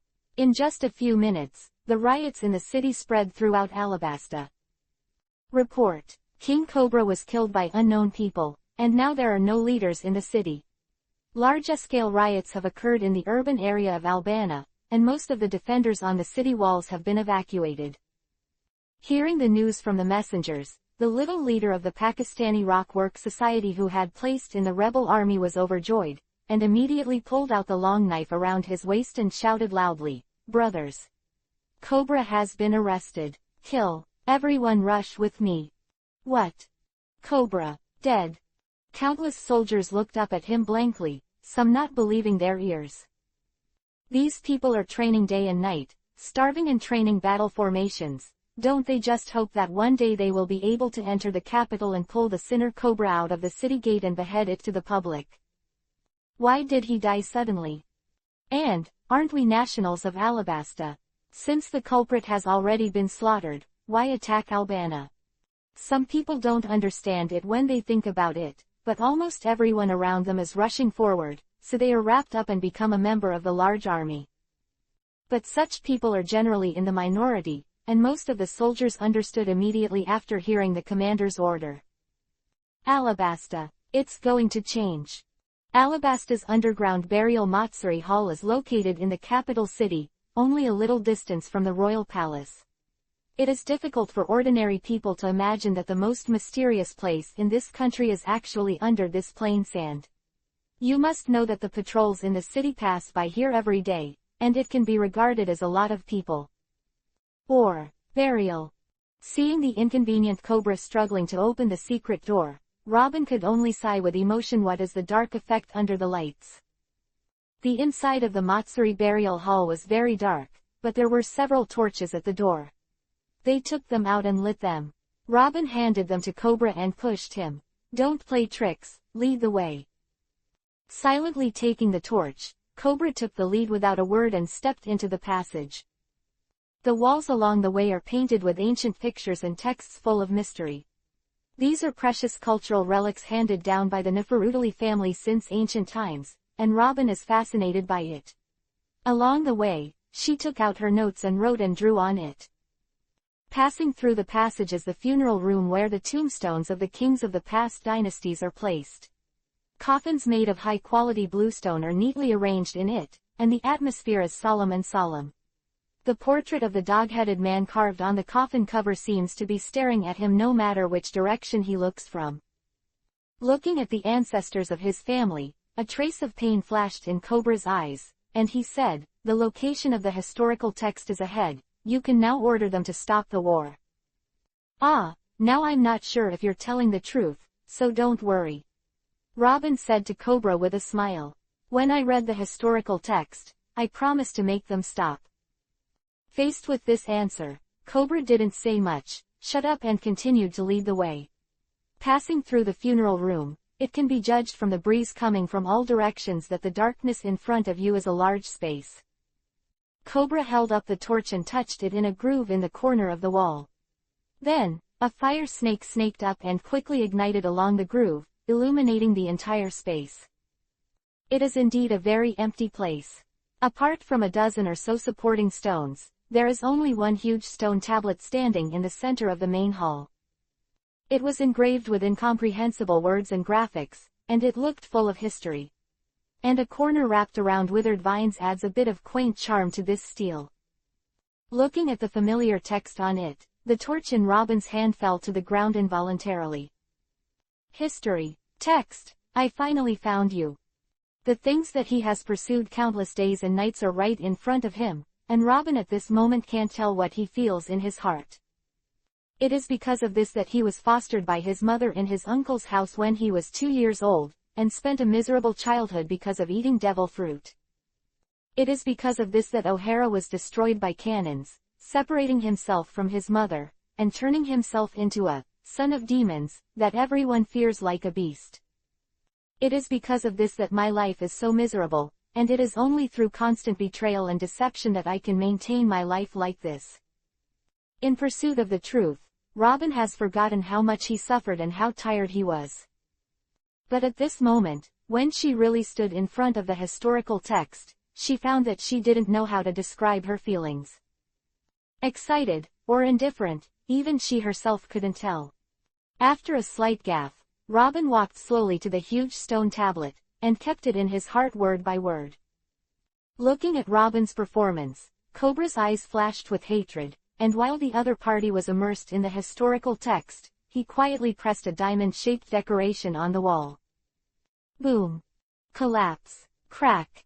The sudden muffled thunder interrupted Robin's thoughts. She turned to look at Cobra and asked softly, "What did you do?" After doing all this, Cobra let out a long sigh of relief and sat down on the ground. In the face of Robin's inquiry, his expression was very calm. "The king's tomb, you should know how terrifying the organs are. If you were really an archaeologist.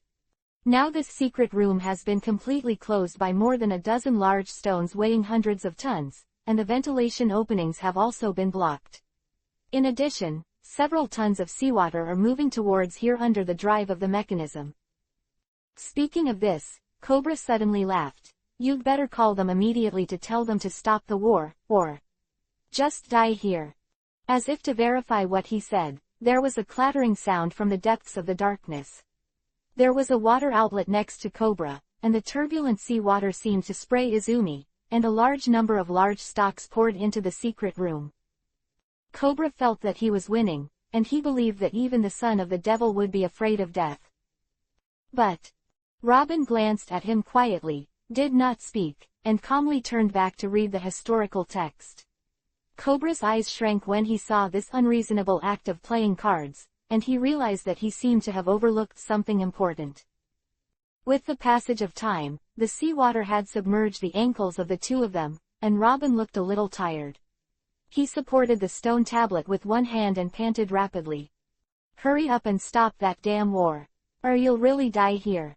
Nicole." Robin. Cobra was a little panicked. He found that even in this desperate situation, the other party's face did not change. That look is so similar to himself. That's a look that doesn't show any motivation to live at all. Not desperate, just peaceful. Wanting to die. At this time, Robin suddenly said lightly, "As you said, there are many structures in the king's tomb. Of course, as an archaeologist, I know it best.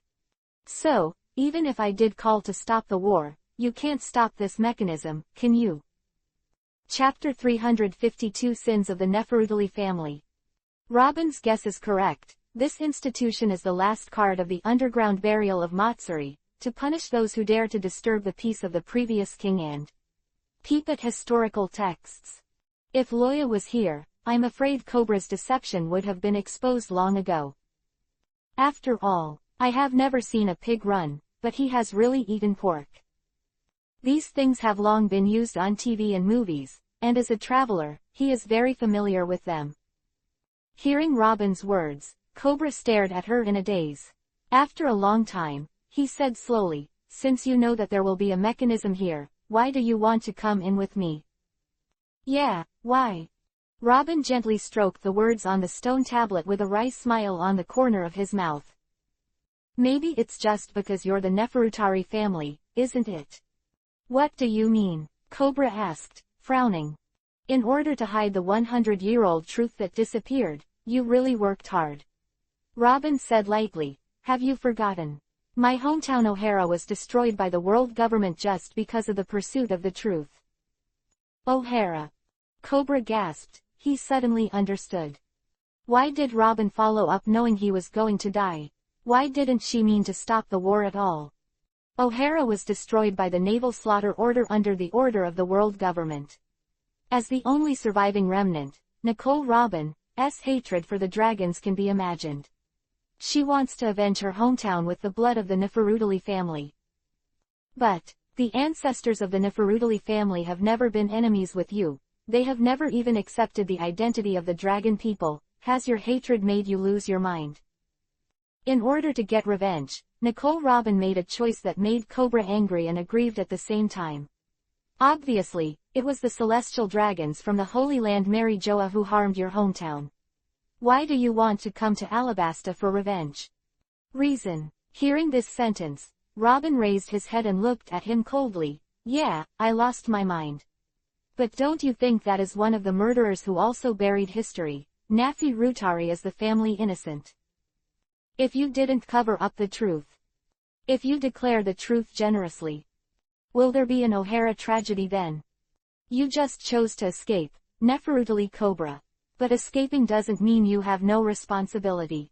Since you chose to hide the truth at the beginning, then today, there is no one in the Neferutali family innocent. You understand. After listening to Robin's roar, Cobra was silent.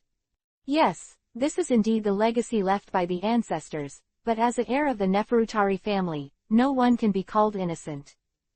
Looking at the silent Cobra, Robin took a few breaths and said quietly, I just want to know history, but my dream has too many enemies. I'm tired, really.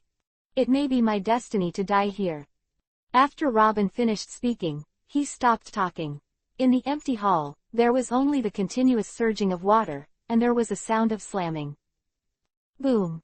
Cobra slammed the wall hard, and he couldn't find a way to vent his annoyance.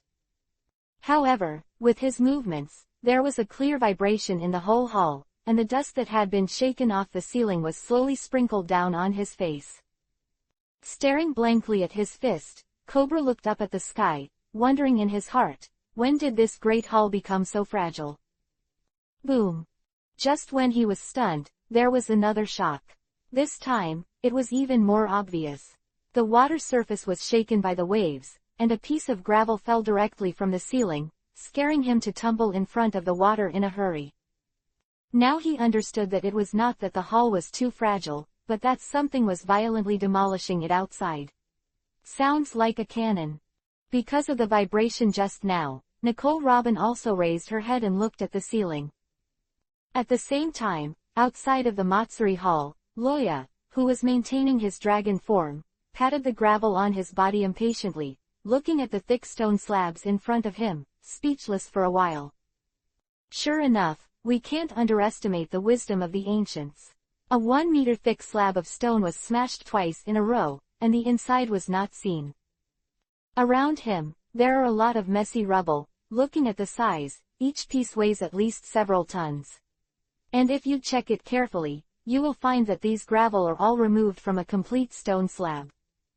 After sniffing the smell in the air, Loya nodded, it should be right behind this. But then, why does it smell like seawater? It doesn't matter, let's break it open first. Raising his fist, Loya prepared to launch the next attack. But at this time, a team of people suddenly came here. Seeing the passageway that was exposed on the ground, they shouted with joy, I found the Matsuri burial hall. Brothers, follow me, the treasures of the Neferutali family are ours. Oh. Hearing the shouts coming from his ears, Loya turned around impatiently. It's really troublesome, don't you know what it means to arrive first? It was a rogue group of thugs and scoundrels, the leader of which looked like a small captain of the palace guard. Think about it, how would ordinary civilians know about the secret of the underground burial of Matsuri Hall, and even if they did, they would definitely be powerless in the face of the palace's iron walls. Only the guards who are also on duty in the palace have the ability and ambition to come to find the mysterious underground burial of Matsuri in Alabasta. Lost by the money, these guys couldn't care about Loya in midair, raised the bow and arrow in his hand and shot it out. Humph! Facing the incoming bow and arrow, Loya snorted coldly, and the dense ice spears appeared out of thin air, floating behind him. Afterwards, these ice spears shot out in an instant, like a tiger entering a flock of sheep, smashing the feather arrows into pieces. Afterwards, the ice spear was castrated and continued to move forward, only to hear the dense sound of puff puff, and the guy who rushed up was skewered into a meat skewer. Dismissing these guys at will, Loya turned around and continued his work. What if there are 2 layers behind? Forget it, let's use more force. Roha thought so. Armament Haki, who had merged magic power, wrapped his fist. At the same time, his eyes narrowed, and the muscles on his arms bulged high. 6 Kings Absolute Spear Chongfang. Bang! The strong explosion resounded throughout the palace, and could be heard even from faraway places. The terrifying wind pressure brought by the fist expelled the air outward, forming circles of smoke and dust in place. Looking at the Matsuri burial hall, which finally revealed its true appearance, Roha nodded in satisfaction. Fortunately, I used a little more force. There are actually 3 layers behind this. Chapter 353 The King Got Out of Trouble. It is said to be 3 layers, but in fact there are only 2 layers of stone slabs standing upright. And the 3rd floor that Loya said was the ceiling that covered the top of the main hall. Facing the terrifying and strange power that Loya erupted, this huge slate, which can only be called a miracle, flew upside down like a thin cardboard. It was as if the lid was lifted, exposing the great hall with buried historical texts to the sun. In the hall, Cobra and Robin, who thought they were dead, suddenly shrank their pupils, held their breath, and looked at Loya who appeared above their heads in horror. That was a huge slab of stone weighing hundreds of tons. Maybe many people can do it, but just blow it up like this. Looking at Loya who was slowly flapping his wings in the sky, Cobra blinked and slowly spit out a few words. Are you a god? Of course, Loya is not a god. After all, there is no god who still wears a navy cape. The sensible Robin quickly regained her composure to keep herself calm, but when she saw the face of the other party clearly, she suddenly took a breath. Christopher. Loya. Yo, is this a sacrifice for love and waiting for death? I'm sorry to disturb the 2 of you. Stepping on the stone Jinchuriki column of the palace, Loya looked down and laughed. But then he looked condensed and said to Cobra, but you can't die now, this war needs someone to stop it.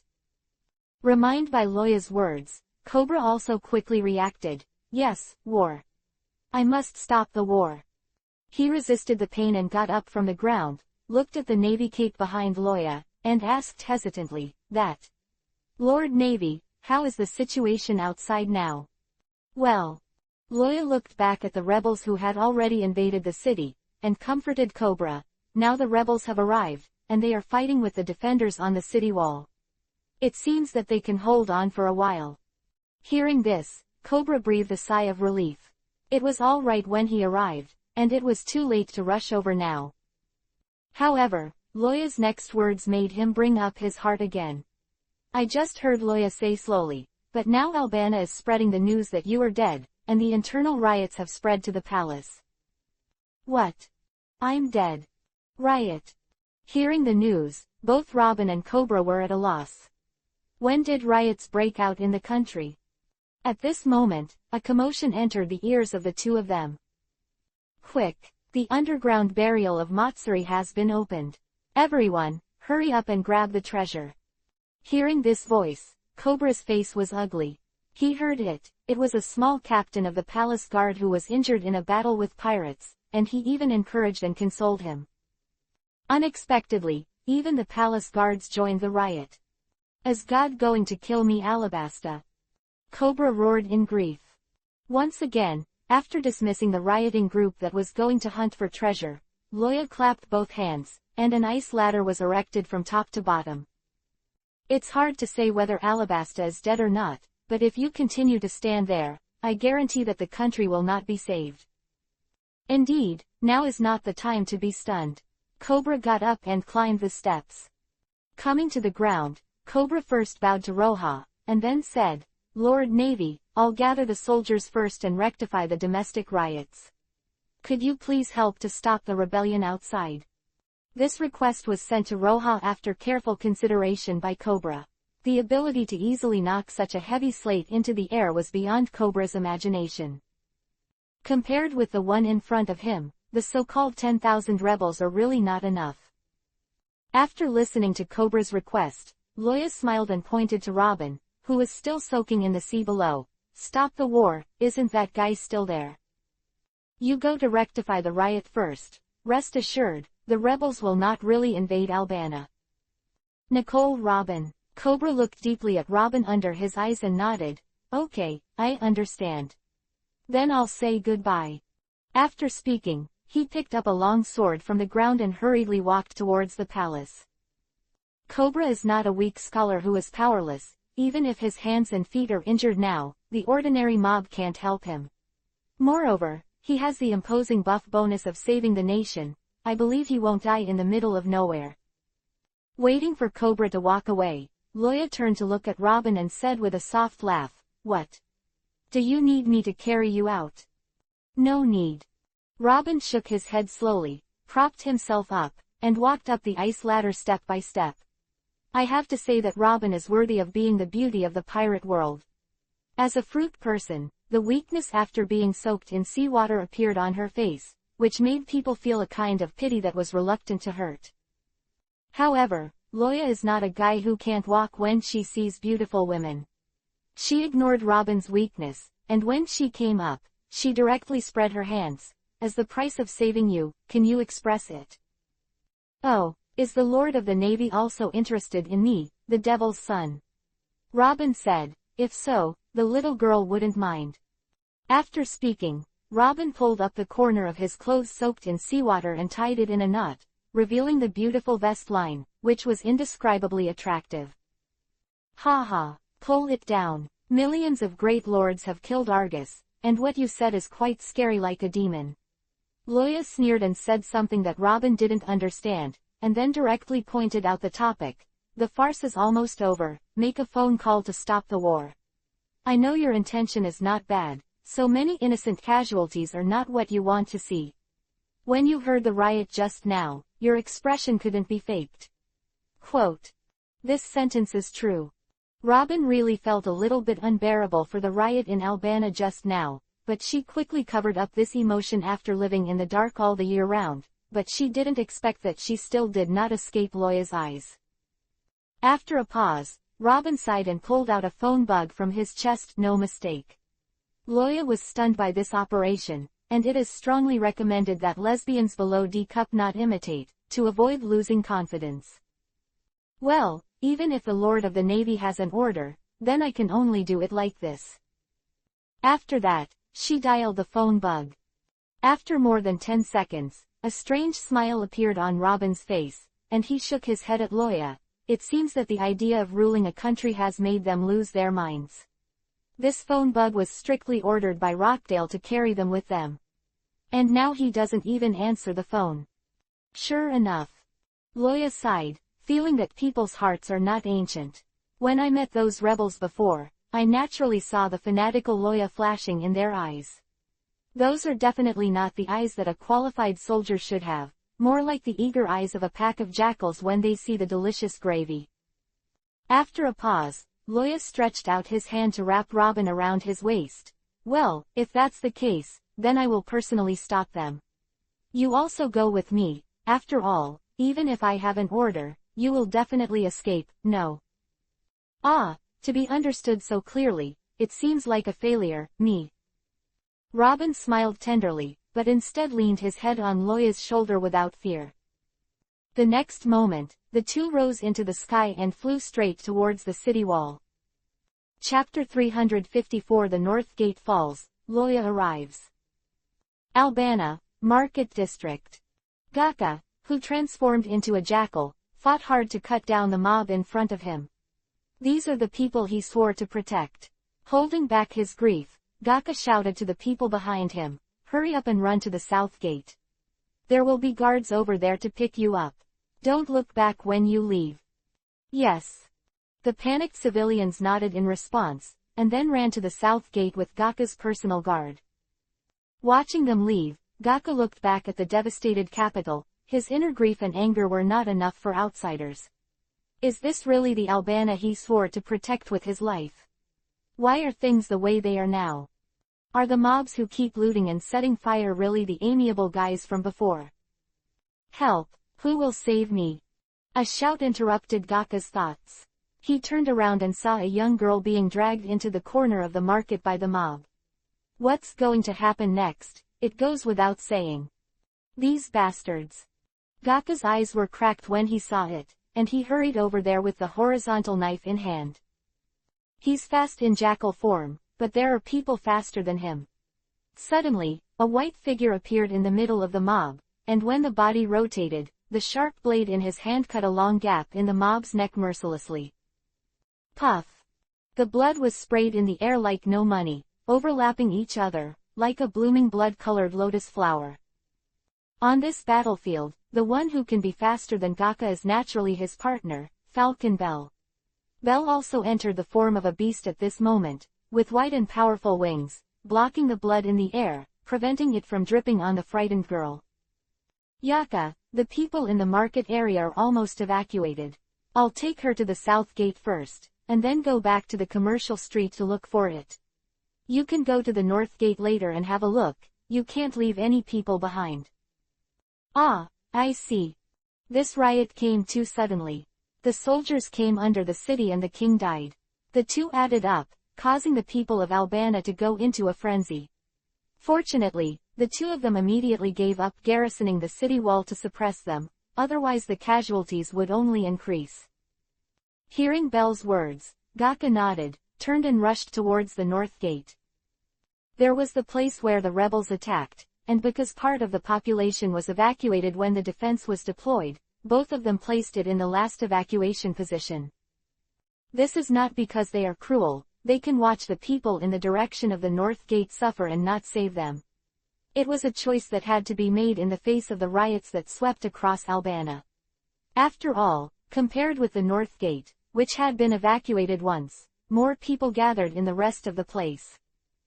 At this moment, a dull crash suddenly sounded in the direction of the north gate, and then a shocking scream and killing sound resounded through Albana. Hearing the movement, Gaka and Bell looked at each other, and the despair in their eyes was clearly visible. The north gate. Lost. Go and smash the walls. Alba is ours. Attack. All-out attack. Everyone work harder. Block them back. At the collapsed city gate, the rebels and the guards fought fiercely. Outside the city gate, cannons roared continuously, the ropes of catapults made a sour sound of kiba, and then huge stones were thrown into the city. Street fighting begins. As the leader of the rebel army, the captain of the Baroque Works Club is very proud at this moment. He had foreseen that after he occupied Albana, he would enjoy the sight of glory and wealth. Once the coveted extravagant life is close at hand, as long as you take a step forward, you can reach the highest peak. Thinking of this, he raised the weapon in his hand and shouted loudly, "Kill it all for Lao Su." After entering the city, loot Lao Su for 3 days, and everything you grab is yours. Ah! Kill. Under the heavy reward, there must be a brave man, not to mention the 3 days of wanton looting. What a fortune it must be. Thinking of this, the soldiers of the rebel army became more and more brave, and the anxious street battle was shaken by their momentum for a while, and there was a one-sided situation on the field. Butcher. Go to hell. After 3 days of looting, what will Albana look like? The angry soldiers, regardless of their own lives, charged fiercely at the position of the commander. Die. A soldier approached him under the cover of his companion's life, and then very deliberately slashed his weapon at the camel riding under his ass. Ow! The camel with its broken leg screamed and fell to the ground, throwing its owner off its back. The last picture that the commander saw was the big knife that the soldier with the spear pierced through his chest was slashing at him. In fact, even killing the leader would be of no use. The news of the 3-day looting had quickly spread throughout the entire rebel camp, and even if he died, the rebels who he had seen would just pretend they didn't see it. The only thing that has changed is the so-called 3 days, which will probably become an unlimited date. Yo, looks like it's not too late. Suddenly, a voice sounded from the clouds and echoed in everyone's ears. It was such a plain tone, but it was clearly introduced into the ears of everyone on the battlefield. Whether it was the rebel army or the defending soldiers, they all raised their heads at this moment and looked at the figure covered in scales in the sky. Who is that? Who is the woman beside him? This thought appeared in countless people's heads, and then saw a cannonball fly straight at them. This is the cannonball that was fired before Loya made a sound, and the cannonball that escaped from the barrel would not stop because of Roya's words. Shouldn't be killed by a cannon. For some reason, many people make this assumption inexplicably. And seeing the flying cannonball, at this moment, Loya's old face wrapped in dragon scales was terrifyingly black, and the corners of his mouth twitched, not knowing how to express his inner MMP. Hemp egg, what a perfect X appearance. I also deliberately used magic to spread the sound out, just to achieve a gorgeous picture of stopping the battle in one sentence. You can't give some face to this cannonball and fly away. There are several meanings to come directly at me. I don't want to be ashamed. Although it was blocked by dragon scales, it was difficult for people to distinguish their expressions, but the keen Robin still sensed the unnaturalness of Roja, covered his mouth and laughed. Now Loya's face is even darker, and it's even black and blue. Armament hockey wrapped his body. Loya stretched out his hand, and caught the flying cannonball with a slap in the terrified eyes of everyone. Then, aiming at the artillery position outside the city, he threw the cannonball back. Call out. The people on the ground were like cows and cats attracted by cat-friendly sticks. Countless eyeballs followed the cannonballs, moving from left to right, and then from right to left. The black cannonball crossed an arc in the air, and then fell into the artillery position. Boom! The detonated ammunition exploded together, and a bright fire appeared in the sky, and even the sun in the sky dimmed. A black thing rushed out of the smoke and quickly swirled and fell. Flutter! The blown bent muskets were inserted into the mud on the side of the road, exuding a pungent smell of gunpowder smoke. After doing this, Loya finally nodded with satisfaction and folded his arms. Yo, it looks like it's not too late. Chapter 355 1 against 10,000. The rest. It's not too late for God to come. You said this, hey. This is not acting. What do you mean by ing again? The endless thoughts of complaining swept through everyone's brains, making them forget their hatred for a while, and complained loudly to Loya. While standing on the ice condensed by Loya, Robin directly smiled and bent down.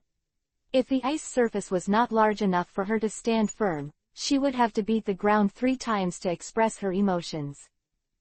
Completely ignoring the complaints from below, Loya waved his hand again, and the sharp ice spears were suddenly arranged neatly behind him. Ling Lai's cold air radiated out, and even the temperature of the air dropped a bit. Seeing this scene, the group of people who were complaining just now collectively closed their voices and looked at Loya in horror. Evil, devil fruit. It's a capable one. Don't look at Alabasta itself has 2 abilities, but in this sea, devil fruit abilities are really rare people. Moreover, the level of culture in this world is not high, and most people still have a natural fear of devil fruits. When Loya directly made the ice spear appear in the sky, the movement caused was much more shocking than the cannonball he had thrown before. Even the scales on his body were given an unknown mysterious meaning by ordinary people. Not only are the rebels below, but even the guards in Albana are so nervous, holding their weapons nervously, watching Loya vigilantly. In this regard, Loya has a black line on his forehead, and he no longer knows what to say. It's the 3rd time. Alabasta is really poisonous. Pulling the cloak behind him to the front, ignoring the dissatisfied muttering from Robin, whose hair was messed up, Loya pointed to the 2 big black characters on it, widened his eyes and said to the person below. Come, Read with me. Yes. Righteousness. Justice. A group of people read it out blankly, and then the scene suddenly became lively. Justice. It's the Navy. Hurry up. The Navy is here. Come on, brethren. Catch these thugs. Looking at the situation that was going backwards immediately below, Loya snorted twice and threw the cloak back. What is the situation in Alabasta? No one will recognize me wherever I go with the Navy. Anyway, I am also the headquarters. Lieutenant General, are you so unpopular? Hee, I'm afraid this is really the case. Robin arranged his smooth hair and said with a smile, although there is a naval branch near Alabasta, people there often don't come here once a year. And for the sake of his own plan, K. Rockdale deliberately arranged for people to block the news. Unless it was too much trouble, it would be difficult for the people to know the news of the sea. Quote. After a pause, Robin continued, for example, you passed the 10th death battle in prison before, and people still say it's fake until now. Is it a policy of ignorance? Loya glanced at Robin. K. Rockdale is really scheming. No matter how good at calculation, the plan is flawless, but in the face of absolute power, isn't it meaningless? Robin asked back with a smile, and then approached Loya, exhaling like a blue. You said yes, Luo Lordya. Ordinary people may only hear Robin's feelings and the ambiguity between the two, but Loya understands that Nico Robin is expressing a vague meaning to himself. She knew the inside story about the demise of the sand crocodile. Looks like, maybe I should kill someone. Loya touched his chin and looked at Robin quietly. With Loya's salted fish stab.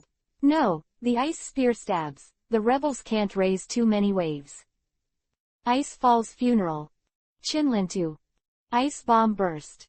Under the unstoppable magical attack, Loya is performing the live-action version of Pirate Warriors. In order to avoid accidental injury, he did not use longway and large-scale attacks, but just used simple modeling magic to beat the 10,000 rebels to pieces.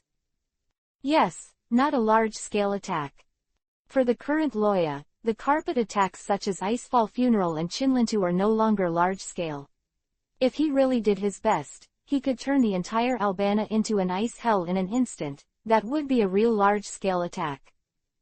The ice thorns that emerged from the ground penetrated the rebels who were unable to stand on the ice sheet, and were frozen into ice sculptures in the wailing sound.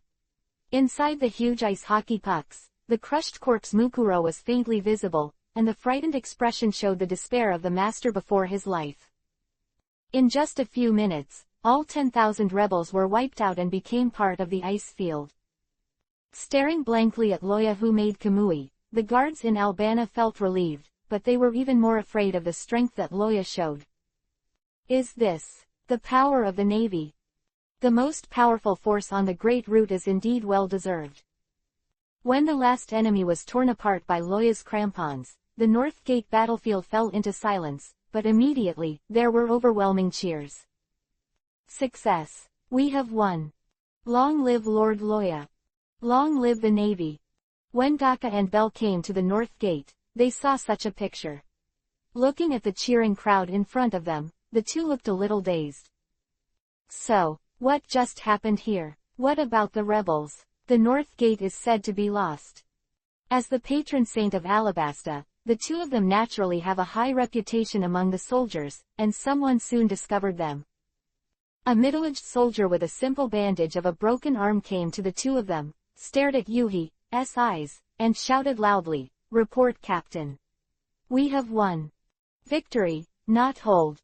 Listening to the soldier's report, Gaka and Bell twitched the corners of their mouths twice, unable to speak. Finally, Gaka stretched out his hand and patted the soldier's shoulder heavily. "You guys, you've worked hard." At this moment, Loya, who was sitting and drinking water, suddenly interrupted several people's sensationalism. "Victory! It's still early. If I were you, I would immediately rush to the palace with the troops. King Cobra is at this moment. He should be gathering troops and suppressing the riots. He finally escaped from the dead, but if he died at the hands of the mob, it would be really funny." Hearing Loya's words, Gaka raised his head and bowed solemnly to Loya. "Did your excellency help us guard the city gate?" On behalf of all the guards of the Alabasta Palace, I would like to express my sincere thanks to your excellency. It's easy to talk, let's go save your king first. When the matter is over, I have something to talk to him about. Loya waved his hand and didn't say anything more. Beside him, Robin acted obediently as a transparent man, peeled off a grape for Loya, and fed it affectionately into his mouth. Under Robin's powerful acting skills, Gaka and Belle did not doubt Robin's identity and directly regarded it as Loya's love interest. Soon, the two arranged for soldiers to take care of the wounded, and rushed towards the palace with the remaining troops. Chapter 356 Cobra's Decision __. As for how to deal with Robin, Loya was indeed hesitant. In all fairness, he didn't want to kill Robin, or hand it over to the world government. It's not because he likes him, or because of the protagonist of the other party's straw hats. It's just that he felt that, as the only guy in the world who could read ancient writing, he would feel very uncomfortable if he just let go. And his ultimate goal is to destroy the rule of the Tianlong people. At that time, he is bound to oppose the Navy and the world government. In this case, why not keep Robin as his trump card? What trump card? Of course, it is the trump card of finding ancient weapons. A black cat and a white cat are good cats if they can catch mice. Uzumaki spiders can pierce Whitebeard with one sword, enough to see the importance of weapons funny. Watching Gaka and Belle walk away, Loya chewed the grapes, frowned and said, "Change a bunch, this bunch is too sour." "Okay, Lord Loya." Robin was stunned for 2 seconds, then reluctantly got up to change the fruit. After Loya showed such strength, she understood a truth. In this world, there are some people who really can't figure it out with common sense. Old Robins liked to hang out with these guys because they tended to be more confident than ordinary people, believing they were special. In the same way, it is also easier to deceive and control. But facing Loya, everything she was proud of was smashed mercilessly, and neither her body nor her resourcefulness could shake the man in front of her. Since he is not going to kill himself now, does she have any other choice besides being honest and obedient? It's just that the second in command of the Barrock Works has been reduced to a maid who washes fruits. This gap really takes a little time to get used to. When Xingye came again, the turmoil in Alabasta had completely calmed down. The arrival of Gaka and Belle made Cobra even more powerful, pulling up the team and quickly rectifying the domestic riots. Although they were still uneasy about the rumored king who used dancing powder, with the presence of Gaka and the people, the citizens were still willing to trust Cobra and obey his orders. In front of the royal palace of Albana, there is a huge square. The super cannonball that the sand crocodile in the original book is about to launch is set up here, just above the clock tower in front of the square. At this moment, the previously empty square was full of people coming from all over the place. It was crowded and crowded. But even with so many people, soldiers or blacksmiths, wealthy merchants or porters are all waiting here quietly at the moment, ready to listen to their king's speech. This is an indispensable link. In the face of chaos, what Albana needs is not to lick the wound silently, but to vent the fear of death before. Cobra himself, before taking the stage, made a plan to apologize to death. Time passed slowly, leaving his suicide note. Cobra walked out step by step under the gaze of Gaka and Belle, preparing to face his own people. "Come out. The king is out. Murderer, get off. You bastard, get off." Cobra's arrival was like pouring a glass of water into a frying pan, and the scene suddenly boiled. Judging from everyone's enthusiastic performance, the people obviously no longer recognize him as the king. A trace of remorse flashed in Cobra's eyes, because the matter had gotten to the point where he did not do anything. But then again, what can the weak Alabasta do in the face of the mighty Shichibu Heike Rakhdar? Cobra didn't say this, he is the king of this country, making excuses will only make the Neferutari family more embarrassed. Quiet. Gaka greeted loudly, intending to appease the emotions of the people. When the riot broke out today, he and Belle really saved a lot of people. At this moment, when they heard his voice, everyone finally calmed down. This situation used to be the glory of Cobra alone, but at this moment, he can't do anything. With two wry smiles, under the gaze of thousands of pairs of eyes, Cobra said slowly, "It's really good to be alive." Boom. The crowd boiled again, and the noise was deafening. But Cobra ignored it and continued his speech. "Really, when I thought I was dead, the sudden turn of events made me feel the power of miracles. I don't want to die at all. I am also afraid of death, except for the identity of the king, I am the same as you. But, what can be done? I'm an unqualified king, and I can't be there for you when you need me the most. Before I was thinking, how did things get to where they are today? Then I found out that maybe it was because I was too weak. I believe everyone has heard that this is a pirate plan designed by the Ba Rock Work Club, and the main messenger hidden behind the scenes is King Shichibukai, our former hero, K. Rockdoll. There is no need to doubt the truth of the matter, and this is not my excuse. After this, I will step down as king. So I swear to the ancestors of the Neferutali family that everything I said is true." Quote. Afterwards, Cobra told the excited people what he had heard from Loya. He was not stupid enough to ask Loya why he knew so much. Alabasta can't stand any more wind and rain now. As the shady story of the rain banquet was revealed in the testimony of the arrested members of the Ba Rock Work Club, the people in the square slowly accepted this fact. When he heard that the owner of Cannibal Island killed K. Rockdale and swept away all the treasures of Sand Crocodile, sitting at the top of the clock tower, Robin supported his chin, tilted his head, and asked Loya with a smile, "Cannibal the owner of the island?" "Well, you'll know each other soon." Loya didn't care about Robin's weird expression. Putting her on Turtle Island was an inevitable result, there was no need to hide anything. However, after hearing Roja's answer, Robin's eyes flashed, and an inexplicable smile appeared on the corner of his mouth. "You are really an unqualified Navy, Lord Roja." Loya didn't speak, and continued to watch Cobra's speech below. "But, not a pirate either." Robin silently added in his heart, feeling that things suddenly became interesting. Slowly, Cobra has finished telling the whole incident. Looking up at the broken Albana, Cobra's face was full of nostalgia. "This is Albana that I took from my father, how beautiful she was at that time."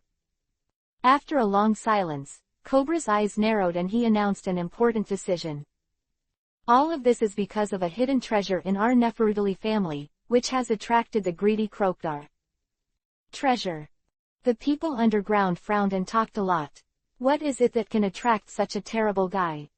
At the top of the clock tower, Nicole Robin suddenly widened her eyes and looked at Loya in disbelief. "What you discussed with Cobra?"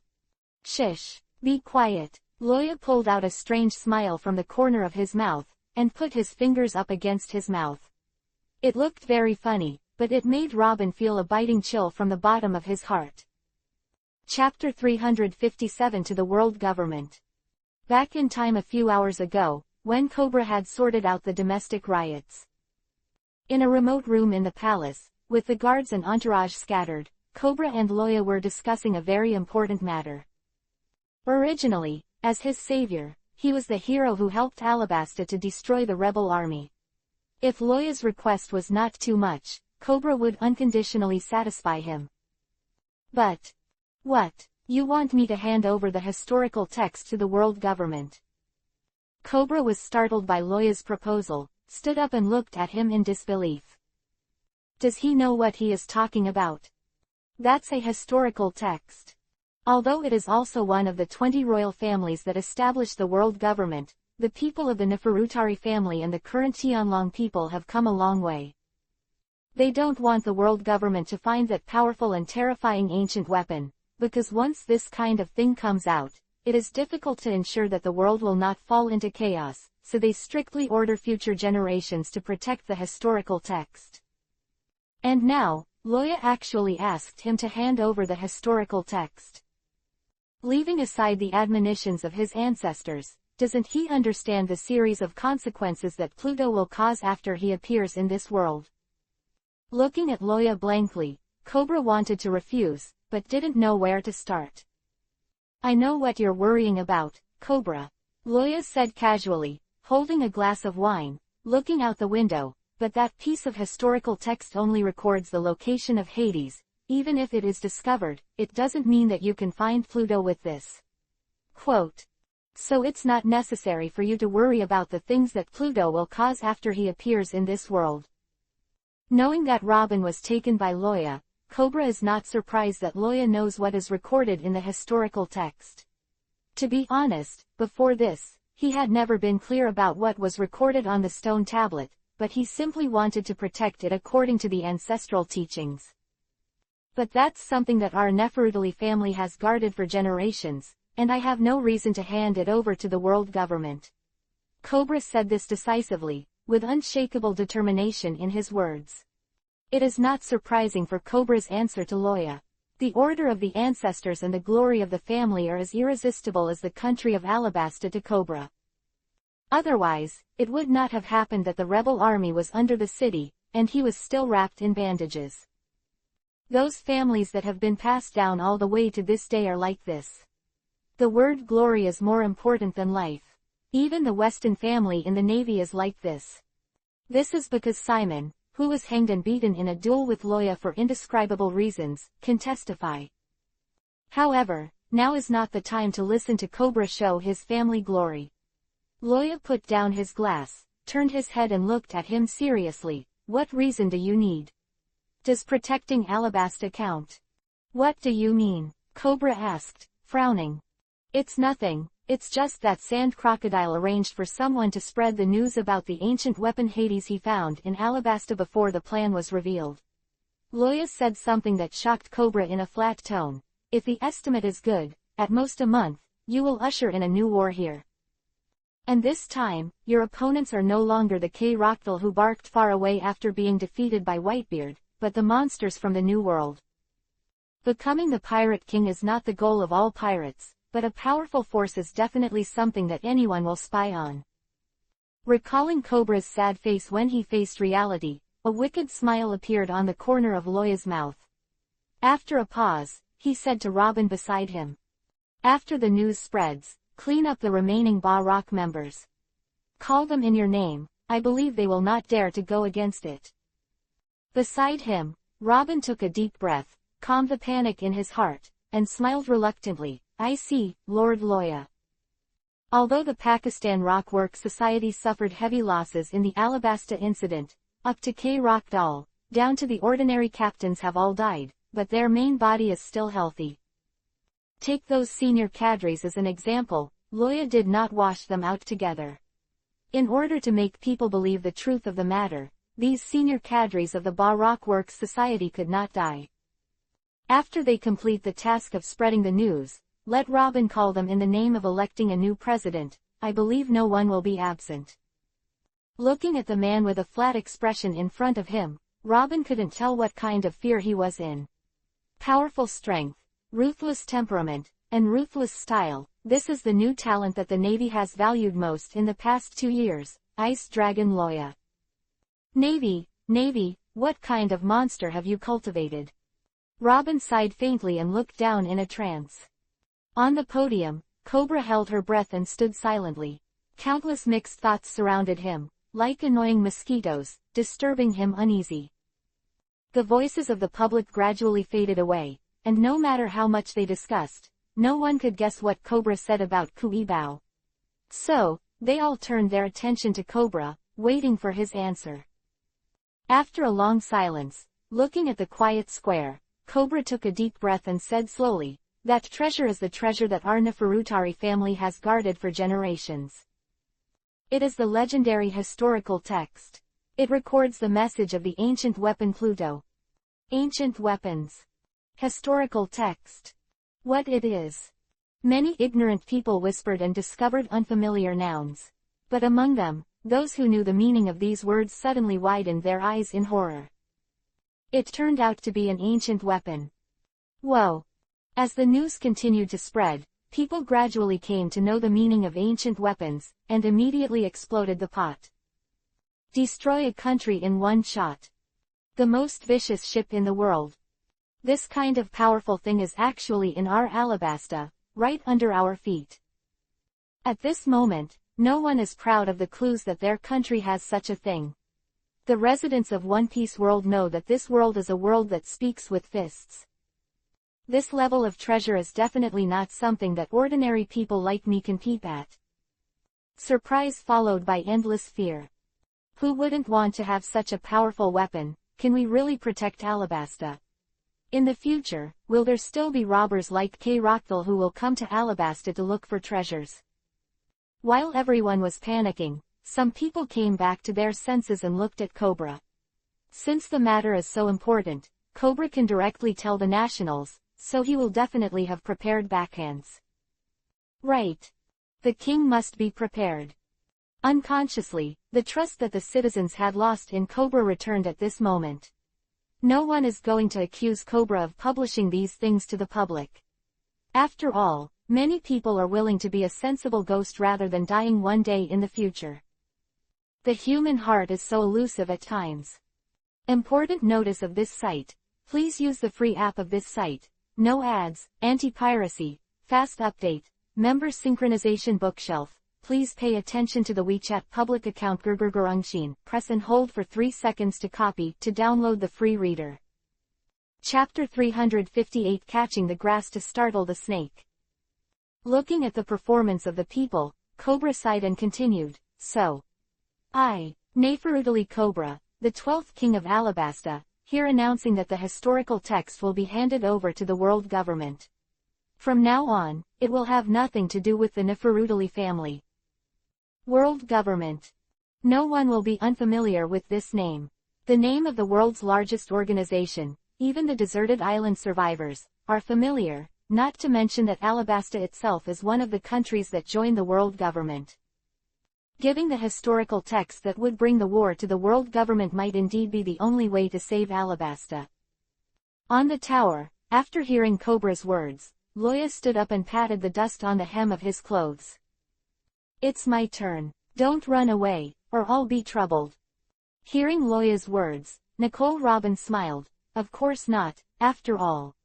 Where can I find shelter from such a powerful character like you in the future? Thank you for the compliment. Loya smiled, turned around and flew downward. In the stands, after Cobra finished speaking, he waited for a while, and saw the dark shadow moving over the tower from the corner of his eye, and immediately said, next, please save Alabasta and the hero who killed the rebel army this time. Vice Admiral of the Navy Headquarters, Lord Loya. Whoa! Before the dazed crowd could react, they felt a strong wind blowing over their heads. Under the reflection of the moonlight, a huge black shadow crossed the square directly and stopped on the podium. As soon as he stepped on the floor of the podium, the fast-moving Loya stopped instantly. The wide dragon wings opened upward, leaving a huge shadow in front of them under the light of the fire. Ignoring Cobra who was swaying because of the airflow, Loya raised his hand at the moment, and raised his hand to the people of Alabasta in front of him. Yo! How are you guys? It's Lord Loya. Lord Loya, thank you for saving my child. Long live Lord Loya. Long live the Navy. The matter of Loya's single-handedly destroying the rebel army had long since spread, and almost the entire Albana knew that it was the Navy in front of him that saved him. Immediately, the atmosphere suddenly became lively. Before, I was so loved by the people. Cobra sighed as he looked at Loya who was constantly waving. After tidying up the clothes that had been ruffled by the wind, Cobra stood up and continued to introduce to the people. Lieutenant Admiral Loya from the Navy headquarters will be stationed in Alabasta before the arrival of the world government to protect everyone's safety. Listening to Cobra's speech below, on the tower, Robin propped his chin and played with a grape. Then throw it up, catch it with your mouth, and chew it slowly. Oh see, it's going to make waves again. Obviously it has nothing to do with me, but why is it in such a good mood? The next day, Shinye rushed to Albana, and Loya's adjutant was about to cry. What are these things? The rebellion in Alabasta and the riots in Albana are not mentioned for now, but King Cobra is going to hand over the historical text to the world government. Obviously it's only a short day. You always make such a big mess. I'm afraid I won't be able to get promoted in my life. This kind of thing is really not a big mistake, but the primary and secondary relationship is messed up. Even if Kobo really wants to hand over things to the world government, it must be announced to the public after Marshal Sengoku nods. You are always in a hurry, the Lieutenant General of the headquarters. I can't afford the price of exceeding authority. Seeing the gray-faced adjutant crying like a child for a day, Loya patted his shoulder comfortingly and handed him a plate. Come on, eat some grapes to quench your thirst, it's quite sweet. Don't eat. In response, Loya could only shrug and eat it by himself. It's a big deal, I'll just go and explain it to Marshal Sengoku. You think about my reputation in the Navy. If the Marshal tried to trouble your subordinates every time, there would have been trouble long ago, right? Hearing Loya's words, the adjutant sobbed and raised his head. Are you going to say it yourself? Go in person. Really, don't lie to me. Really, truer than gold. That's great. The adjutant immediately put away his crying face, and took out a phone bug from behind with lightning speed. Then I'll leave this to you. After speaking, the adjutant ran away in a hurry and disappeared soon, and it is estimated that he will not come back before dinner. Holding the phone bug, Loya held the grape in the other hand to his mouth, but he couldn't open his mouth. I saw that the phone bug had opened his eyes at this moment, and his eyes were not angry and arrogant. Excluding the ridiculous toed glasses of the same style as Nobita, it is indeed very majestic. At this moment, the mouth of the phone worm opened and closed, and a familiar voice came from Loya, and it sounded. It seemed to suppress the anger. Oh. What do you want to tell me personally, Loya? Silence. After 2 seconds. And NBMMMM. Hey, what did you say? Oops, my signal is not good here, so I hung up first. You dare. Sengoku let out a roar, so frightened that Loya almost threw the phone bug out. Holding the phone bug in a hurry, Loya cried and said, Marshal Sengoku, when did you start listening? Oh, are you wondering where to start making up stories for me? At this moment, Loya felt like 10,000 alpacas rushing past in his heart, and Kiba tickled with hatred. This goddamn bastard, he's tricking me on my head. Look at Drake's adjutant Moore, who defected from the Navy with a single word, how loyal he was. Why does Lao Su's adjutant have this kind of virtue? With a sigh, Loya had to salute Sengoku honestly, and then told Sengoku the plan. After listening to Loya's narration, Sengoku narrowed his eyes slightly. That is to say, are you going to use the historical text to catch all those pirates? Yes, Roigan said with a smile. Although no one knows how to answer the stone tablet after Robin's death, I believe that even so, there are only many pirates interested in this thing. A lot. This is Yuhi Gugwo's conspiracy. They will fall behind others if they don't come. As long as we operate properly, the pirates will suffer a major blow, and the Great Route will be peaceful for a long, long time. Quote. Sounds tempting. Sengoku nodded and commented with a smile. But Loya didn't have time to be happy, and he was greeted with a scolding. You are fooling around. Would the group of Tianlong people in the world government not know the historical text of the Neferutali family? You know why they have been so long. Never touched it. This. I don't know. Loya was stunned, and answered honestly. It is said that the world government has placed spies around the iceberg of the Seven Waters. Is it because of this? You mindless bastard. Sengoku sighed and explained helplessly. The world government has always known about Hades, clues, and has always been plotting to capture Hades, blueprints. You hand over this thing now, and also with so much fanfare. Do you think the guy who really owns the blueprint of Hades will be worried about being discovered? When the time comes, the snake will destroy their plan. What do you say? Really, because of this? Loya's eyes widened suddenly, with a sad face. I didn't know it before. Important notice of this site. Please use the free app of this site. No ads, anti-piracy, fast update, member synchronization bookshelf. Please pay attention to the WeChat public account APPXSYD. Press and hold for 3 seconds to copy to download the free reader. Chapter 359 Follow-up arrangements. You bastard boy. Sengoku rubbed his temples in pain. Every time he talks to Loya, he has a feeling that his blood is flowing backwards. He feels that one day he will be pissed off by this little bastard. Don't talk too much now. I will let the G4 branch over there cooperate with you to block the news and not let the slightest bit of this matter be exposed, understand? Blockade. No, this is not in my plan. In the place where Sengoku couldn't see, Loya's eyes rolled twice, and continued to cry and say, but it's too late. Why is it too late? Sengoku glared at him and asked viciously. Even if we hide the fact that Cobra handed in the historical texts, the remnants of the escaped Baroque work club have already spread the news of the historical texts. I am afraid of Alaba because of the fact that the information cannot be blocked. Stan will encounter the situation of being invaded again, so this is the last resort. There is nothing wrong with this sentence. Even if Loya blocks the news according to Sengoku's order, the members of the Pakistan rock workers who are not in Alabasta will not be able to silence him immediately. Whether or not to block the news actually makes no difference to the current situation in Alabasta. However, the sequence of events has to be changed. If it wasn't for Loya's request, this matter could have been avoided.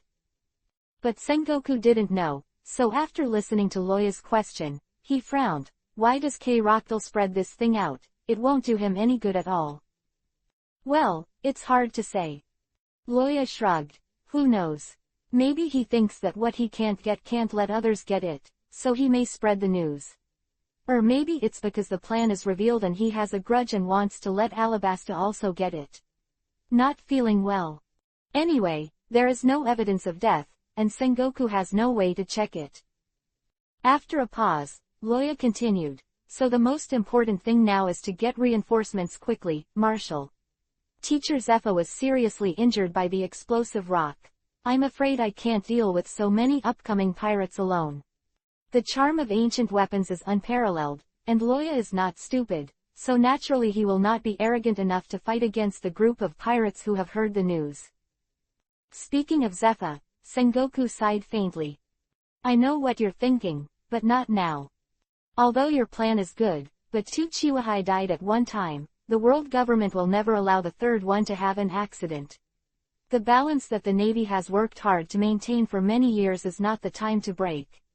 Also, Doflamingo's background is so deep that it's still out of reach. Hearing this, Loya nodded. I know this, Marshal Sengoku. Our goal is to destroy the Chiwahai from the root. This should make the above realize that the Chiwahai system itself is a mistake, and killing alone cannot solve the problem. Quote. You can think so. No matter if this is Loya's sincerity or not, but since he can express his position to himself, at least in a short period of time, he is not interested in looking for trouble with Flamingo. Sengoku breathed a sigh of relief at this, and then said seriously to Loya, the weapon you found on the desert island has been brought back, and Vegapunk is studying the principle of the flash. The yellow monkey is still on the desert island. In charge of the excavation work. I immediately notified him to come over.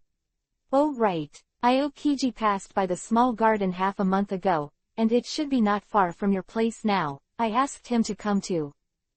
Small garden. Loya pondered the name. If I remember correctly, the leaders of the giant soldiers pirates, Blue Ghost Tori and Red Ghost Brokey, were on that island. The girl asked the question of the size of the prey to a duel, and they fought for 100 years without a winner. Even when the original book came out, the two of them had long forgotten why they had to fight, but with a burst of anger, for the glory of being a warrior, and believing that the god of EPUB would favor the victorious side. As a direct consequence of this duel, the giant soldiers pirates who lost their leader were forced to disband. 50 years later, Guy West and Oima went to sea to find the leader, but were deceived by the world government, saying that Dongli and Brokey had been caught by the Navy, and deceived them into guarding the Judiciary Island for 100 years. From the leader to the members, the giant soldiers pirates simply use the word, stupid, to the limit. To say a stupid donkey is to insult the creature like a donkey. After all, people still scold people with children, isn't it? In this regard, Loya can only sigh with emotion. The routine is deep in the city, it is better to go back to the countryside. Just what does it mean to be caught by the Navy? Obviously the world government wanted to find two cheap thugs, but the pot was thrown directly to the Navy. The reason why Qingzi will go to the small garden can also be guessed by Loya. After all, he is still working under the lieutenant. If the two guys from Dongli leave the small garden, it is difficult to guarantee that the matter will not be exposed. So Aokiji went to check whether Tori and Brookie are still in the small garden. It is obviously a matter of the world government, but the Navy is still responsible for the blame. It is no wonder that all the pirates in the original book rated the Navy as a dog of the world government. Even the world government, especially the Tianlong people, think so. Aside from this unpleasant topic, Loya smiled slightly. Mr. Kuzan and General Kizaru, that's really great. I'm not boasting, Marshal, the three of us together, even if there is a 4 Emperor pirates. The troop is totally fine. Fuck off. Sengoku's face darkened, and he scolded, crow mouth. You can't say something nice, you bastard. And the 4 Emperors. If the 4 Emperors are really brought out, I want to see how you end up. Loya smiled embarrassingly at this and did not dare to answer. But joking aside, Sengoku doesn't think a single Hades can really lead the 4 Emperors out. Thinking of Auntie, how long has it been since you have been at ease as a queen on the island of Cakes of Nations? The last time I heard her go to sea was 5 or 6 years ago, and the only time was because a certain island country refused to provide her with dessert, and Ms. Lingling, who was addicted to sweets, made an exception to go to sea. And there are many beasts guy. Not to mention it. No one could tell what he was thinking, a fighting lunatic and a suicide maniac. A piece of historical text just records the clues of Hades, the ghost knows if it will lead him out. As for Whitebeard and Yuhifa, one is known as the strongest man in the world, the great pirate in Roger's time, and is admired by all people. Then he honestly floats in the new world, enjoying his children and grandchildren around his knees, the terrifying monster of family fun, unmistakable. Another. Until now, Sengoku still suspects that there is an inexplicable secret between Loya and Yuhifa, and even if it is really brought out, it is still unknown who the other party will help. And the other party was originally a crew member on the One Piece ship. He was the only person in the world who had reached Ralph Drew. A piece of historical text that only recorded ancient weapons was not enough to impress him. So, Loya's joke Sengoku didn't take it seriously. Chapter 360. A good group of people. While Loya and Sengoku were negotiating, on the coast far away from Rape Flower Town, Tony, who had not slept all night, ushered in 2 unknown enemies. Ah! Who? Over there! The sudden shouting broke the tranquility of the coast, and Tony stood up from the deck and clenched the bone kun around his waist. His eyes narrowed slightly, a dangerous Yuhi light flickered, and quickly disappeared. That guy looks pretty strong. Soon, a soldier came to report to him. Lord Tony, someone broke into the prison and rescued Drake. Although the other party was only wearing a worn-out recruit uniform, Loya handed over the command to Tony before he left, and the soldiers naturally did not dare to go against it. Moreover, the strength of the other party also deserves the trust of the soldiers. Drake, I see, hurry up and rescue the wounded, the other side has me to deal with. Tony opened his mouth to arrange. He did not let the soldiers stop the other side's rescue operation, because it was far from Zephyr, a little too close. It can make him feel the existence of the threat. Once he starts, it is difficult to ensure the safety of these warships. Yes. The soldier answered loudly, then hurried away. After waiting for a while, he saw that the figure with Drake on his back had turned into a small black spot, and Tony walked down the deck step by step. Run, run as much as you like. Pray that won't run away, it's pointless to hunt. In the distance, Jones, who remained in the form of the Black King Snake, resisted the urge to throw the bastard on his back, and quickly ran towards the cannibal island under Drake's curse. Beside him, K. Rockthal, wearing a black hat, murmured silently, always feeling as if he had made a wrong decision. No matter where it is placed, a crew member who dares to issue death threats to the captain is not a likable existence. And the captain actually held back silently, which made him have to wonder if the other party had any special hobbies. After running for a long time, he felt that there were no pursuers behind him. Jones threw Drake on the sand, and unceremoniously twisted the opponent's collar. I told you, it's enough. Gigiwaiwei, I'll really leave you alone. Throw it, I know you want me to die. Derek lay on the sand with an expression of seeing the truth, humming, let me block it for a while, and it turns out that one block is a day. That's Chiwahai Moonlight Mariah. Just say it if you want me to die, and I'll wipe my neck right now. Stop playing these insidious tricks for me. I'm so stubborn. You fight and fight. If you have the ability, you can kill me. Looking at the two people interacting intimately in front of him, a strange expression appeared on the calm dead face of K. Rockdale. These two people, relationship, is really good. Which eye do you see that we have a good relationship? *2. The two looked at each other and continued to roar, you bastard, don't imitate me. Still 2. Pat. Rockdale pulled out a cigar from Kabuto and lit it silently. After taking a breath, he found that because he was already a dead person, he could no longer feel the fragrant cigar aroma in the past. Even the burning sensation after the thick smoke entered the throat disappeared, and the feeling of smoking a cigar could no longer be found. Looking at the cigar he was holding between his fingers, Rockdale sighed slightly. What the hell are you sighing? *2. I said, you are making trouble, and the pursuers from behind should come and solve it. K. Rockdale pointed at the opposite dune with a cigar. So obvious killing intent, don't you feel it? Huh. Jones let go of his hands and stood up, looking in the direction of his fingers. Observation hockey quickly unfolded, and a cloud of Gorilla Yuhi's blood instantly filled his perception. He had never felt the undisguised violent killing intent, even on the most dangerous beast. There's a big guy here. Licking the corner of his mouth, Jones looked solemn and said to K. Rockdale behind him, you take him away first, I will catch up soon. Although he was given the ability to freeze and other aspects by Loya, it took only a day for K. Rockdale to obtain this power, and he could not exert it well. With a guy who can keep Jones on his toes, he's just going to be a drag. When did I become so weak? Rockdale sighed, pulled up Drake, who was lying on the ground, and ran silently towards the cannibal island in the distance. Want to run?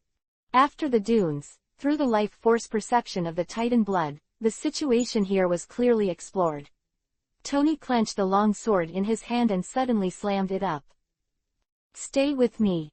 1/8 cuts, 8,000 cuts. Shish. _ A knife is 1,000 knives, so it is 8,000. This is a powerful skill that Tony has learned by combining the knowledge of kendo that Shanks gave him and integrating his own experience. Obviously, he swung out a sword lightly, but suddenly countless gray-white sword chi burst out, pointing directly at the two fleeing in the distance. Looking at the tall sand dunes that were easily cut open, it was as if a knife that burned Yuhi met butter. Jones knew that the destructive power of the sword chi was definitely not blocked by the two over there. HMPH. It's up to the owner to beat a dog, so you don't give me face like that. Who are you calling a dog, bastard? *2.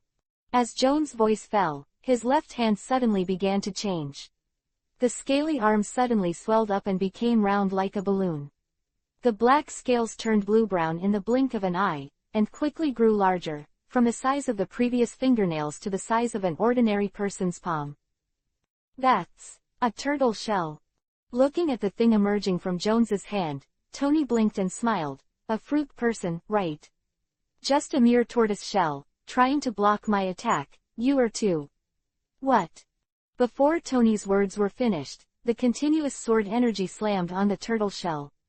After that, the dense and harsh sound continued to be heard. Jones raised the turtle shell with one hand to block it in front of his chest, and let the sword chi beat bright sparks on the turtle shell. But he has never even taken a step back. When the sword energy finally dissipated, Jones raised his head from behind the turtle shell and smiled at Tony. What did you just say? It's too noisy, I didn't hear. It's so noisy I didn't hear it. Tony's face was crooked by this sentence. His powerful ultimate move was blocked by others, and the other party thought it was too noisy. My uncle can't stand my aunt and I can't stand it. Immediately, he stepped forward, shaving to Jones' side, and the long knife in his hand slashed at Jones' head. Ding! Tony's ability to use high-speed movement skills like shaving did not surprise Jones. After all, he was a Navy by looking at the other party's dress. So he raised the turtle shell in his hand and covered it on his head. The strong anti-shock made Tony's mouth go numb, but looking at the turtle shell, there was not even a white mark left there. Faced with this scene, Tony twitched the corners of his mouth, pulled back his knife and pulled away. It's true, tortoise shell.